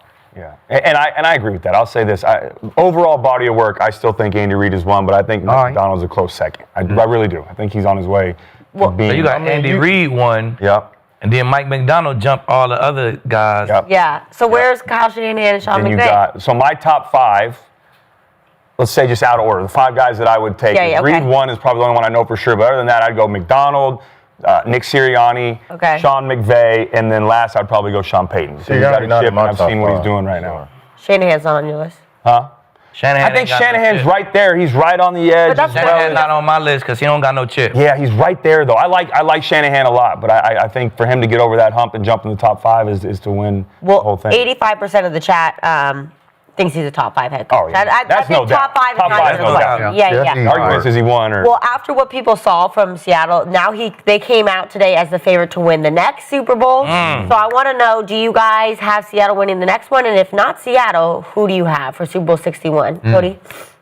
Yeah, I mean, are you saying who do I think is going to be in the Super Bowl, or do I think Seattle can repeat? Answer Seattle repeat first, and if not Seattle, who? I think Seattle absolutely can repeat. They're built to repeat, and I've talked about it over and over. They've done such a great job. John Schneider, who deserves a lot of credit as their GM, has built this roster starting with the D-line, and then he's worked outside of that. He's got skilled players in the draft. He brought in Sam Darnold, who's a quarterback, and they're also 5th going into the offseason in cap space. So they can retain these guys that are going to be free agents, like Rashid Shaheed, like Kenneth Walker, like Kobe Bryant, like Woolen, some of these guys that are set to be free agents. They can retain them, or if they think they can go elsewhere, you can spend money to get another guy to come in and play for this defense or play on the other side of the ball on offense too. So, yeah, they're built to last. They've done a great job. Mike MacDonald's a great leader. We just talked about him. I absolutely think that they're going to be good for a long time. And not only can they repeat, I think they're going to be Super Bowl contenders for a lot of years to come. So, yeah, I've got Seattle repeat. Now, it's early on. I got to see what other teams do. I've got to see what other teams do in free agency in the draft and all these other things. But, yeah, as of right now, sitting on this couch and maybe it's recency bias, but I think by the way, they were 60-1 before this season started. I bet they won't be next year. No, they already not. They're already not. But I would say, man, it's hard to repeat. It is. I'm gonna tell you that. It's hard to repeat because you lose key guys, and the Super Bowl. And Kenneth Walker's a free agent right now. The Super Bowl make guys hot commodities. They make guys hot commodities. So you got Rick Woolen, Kobe Bryant, Josh Jobe, Kenneth Walker, Rashid Shaheed. Them probably your top 5 unrestricted free agents, right? I seen all in Danny. They got money. They make it solve this problem, right? But the thing about the Super Bowl is these guys go get overpaid. You win the Super Bowl, you kind of like, hey, it's our system. Like, we ain't just we ain't gonna give a running back $20 million, but the Broncos will. We ain't gonna play Josh Jobe $20 million and Rick Woolen $20 million. But shit, the Cowboys will. Like, you know what I'm saying? It's you such a hot commodity. This your one time to go to the table. At this moment, I ain't taking no fucking discounts. Boys don't take discounts just to Not after the chip. You know what I'm saying? Not after the chip. We don't take discounts to repeat. Like, it just don't happen, man. And on top of that, you losing your OC. Yeah, that's going to be huge. Deal. That's a big deal. That is a big deal. You're losing your OC. He's already gone. And on top of that, you win the chip. So now Mike McDaniel defense is now under the microscope. The NFL OCs, when they had these little conventions and shit, they're going to go link up with each other. Let's go have a drink. And we're going to link up. Hey, how are we going to attack this shit? We can't let him dominate. You are now under the microscope. They're going to find a way to attack your defense. You know what I'm saying? To attack your offense. That's what you earn. Raheem Morris is now with the 49ers. You feel me? What do you think he's thinking right now? Exactly. That's what you earn when you win the chip. You are now the team to beat. You know what I'm saying? And also, it's hard because they was a fairly healthy team. They lost Charbonnet. And they really had everybody else. They did. You know what I'm saying? That's fucking hard to repeat. Because I thought Emanwari would be a little restricted last night. He was cool. And he was fine. He limped a couple times when he got up, but he was cool. Cool. But, I mean, it's hard to be that healthy in January, February again. You know? It is. See what happened to some of these teams. Injury bug after injury bug, ACLs and Achilles, and I'm not saying I don't want that to happen to them boys, but I'm telling you, that's part of it, man. It's the healthiest team usually win. Yeah, when you playing this late, you know, you're bound to take some of these injuries in the offseason into the next year. Winning the chip, you're gonna have a hangover. It's coming. It's coming. You cannot get out the way. It's basically how you react from it and how you respond. What's your off-season training like? A lot of you guys gonna be partying all off-season. They go over the party ain't gonna stop to July and they come into camp. So, and then the teams that were injury bug, like the Niners, are gonna be healthy. Hopefully, they'll be healthy. Maybe. But now, like Lee said, they got the blueprint to MacDonald's defense, and everybody trying to beat that defense. We'll worry about the other ones, but we're trying to get to this chip. We're trying to dethrone the king at this point. Yeah. So it's going to be very tough for them. Yeah, are they capable? Can they be capable? Yeah, but I don't think they'll repeat at all. It's too hard in this generation, especially with free agency now. Back in the day, before free agency, you keeping everybody. You know what I'm saying? Before 93, you keep everybody. We coming back, repeat. The Niners, you know what I'm saying? Cowboys, all that, we coming back. Yeah. But now, like Lee said, we taking your top guys. We need him and him. We need him and him. Come Kenneth with Walker, us. what Get they over paying, here, man? right? 13 a year? We give 18. Yeah, for sure. Kenneth Walker gone. Yeah, out of there. I think what do you think? Kenneth Walker's going to stay put. I think they're Think going to. so? They got money to spend. I think they're going to at least prioritize Kenneth They Walker. will, I think agree. He's too good. I know they say in this league that running backs are replaceable and you can just plug and place a guy and let him go from the draft and figure it out. No, But why would you pay him all that money? Like Skip said, he didn't turn it on to the end of the season. He had a couple. Just won Super Bowl Yeah, but MVP. he- Hey, man. Helps you Split go on- the touchdowns What's the with biggest question? What have you Charbonnet, done for me lately? Right. Since the playoffs started, they lose Zach Charbonnet. Yeah. That run game could have went back Hey, man. and reverted to what it's been throughout the regular He season, won being Super up and Bowl down. MVP. He turned it up a notch. Otis Anderson. See, now and you know then- Otis and then Anderson you got to won look Super at Bowl this. MVP. Yeah, but we're not just talking about what Yeah. happened Yeah. here. We're talking about the playoffs as a whole and what he's done. What did he win Super Bowl MVP running? That Shanahan offense. Exactly. Where every running back who can plays do in that something. motherfucker They not look finna like pay a him top-notch that much. guy. I don't see it. I don't see it. He had a 100-yard game against the beat-up Niners, and then he bounced back with 135 in the championship. I could get another running back to do that. He didn't just only have a 100-yard game. He also had 3 touchdowns in that game as well against the Niners. Skip, can Seattle repeat? They definitely can repeat, and you both made very strong points. It's hard to bet against them, and we just vaulted Mike MacDonald up near the top, so they're going to be really, really good. And I assume you could be right. Maybe they'll think they have to overpay for Kenneth Walker, but their nucleus will stay intact. Yeah. They're going to be really, really good. They're 5th in cap space, but I'm looking quickly at the Raiders are 2nd in cap space. And if they have Mendoza and Genty and Bowers and 2nd most cap space, wow, I think they're going to make some noise next year. Oh. I do. Oh. Me too. And the LA Chargers, speaking of Jim Harbaugh, have the 4th most cap space, and they got Mike McDaniel calling their plays and maybe trying to turn around Justin Herbert a little bit in his career and make him try to get him over the top. I think they're going to be really good and a threat. But if you ask me my Super Bowl teams, I'm just going to go gut feeling, like bolt out of the blue, so to speak.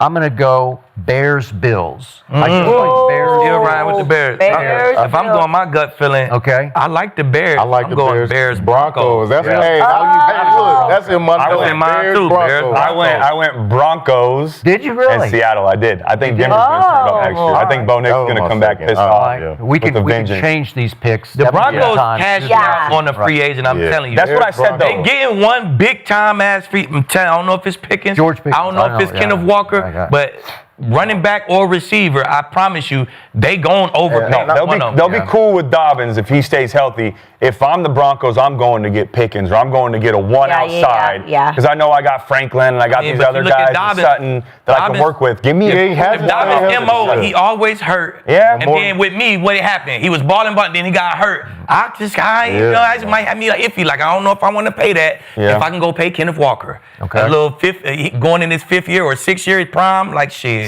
Skip brought up a good point, though. With the Raiders and Clint going, he might say, hey, Spy Tech, go get me Kenneth Walker. Go get me Kenneth Walker. I think RJ telling you, Harvey some of can these beat guys. Kenneth Walker. Look, they Kenneth got Walker wasn't like that in his rookie year. Give RJ Harvey another year. He catch out the back. Kenneth Walker was good as a rookie. Kenneth Kenneth Walker was good as a rookie. Said, He was. Tyler Kenneth Walker was Algier, really we good need as a a rookie. physical back. Give me an Algier that can pound them 3-4 yards, catch Yep. out the backfield, and give me a duo. I ain't paying $20 million for a running back. Yeah, I feel that. But I mean, look, then you got Job, Woolen. Like, bro. Old lineback. Like, Yeah, Kobe Bryant. and Kobe Bryant. Yeah. That's half your secondary. Yep. You gonna pay all them guys? No. Are they important? Like, come on now. You gonna lose probably all 3 of them guys. Like, Yeah. shit. Wow, so Super Bowl Y'all gotta pay 51. They gotta pay Witherspoon. Yeah. Yeah. Bro, They're bringing everybody back. He is the number one priority out of the secondary. Is going to be Witherspoon. Yeah. Shit. But Schneider's built a roster right now to where they can pay some of these key guys to But keep you're them going to have to nucleus. see. It's not I just get pay you him. can't pay everybody. Yeah, it's not just pay him, but though. you got to pay the core Super Bowl guys. now, you are the Louis Vuitton of the free agency. Nigga. Yeah. You are the top dollar guys. They You know wanna what I'm get- saying? I'm telling you, bro, it happen every year. They want your guys. They don't want their guys. We trying to pay them champions. We want that pedigree in our locker room. that mentality. The change, bro. So Super Bowl 61, we got Bears, Broncos, and Seahawks. Skip Consensus still around front with the over Bills. here. Yeah, but, you know, And the and we gonna take it Bills. to Even though they ain't coaches, too. changed nothing, it took one guy out. They brought Broncos in, not losing no coaches. wait. Jim Leonard. Oh yeah, they brought in Jim. I like Jim. They Yeah, I brought do in Jim. too. They And I just- think Joe Brady's going to be really good as the head coach. They need some receivers, bad. I thought You know what they're offense going to needed do? a You know what? They will go get A.J. Brown. I believe they will trade for A.J. Brown. I like that. Bills? I think Josh Allen that- work I don't with know. A.J. Brown. I like that. All right, guys. Well, thank you guys so much. This is crazy because I think this wraps season 1 of the Arena Oh, Gridiron, wow. which is so Wow. crazy. Woo! But don't worry, guys. We're going to be back here next Monday. We're going to still be making content in the off season, so you're not done with us. See you guys next Monday. Thank you so much. See?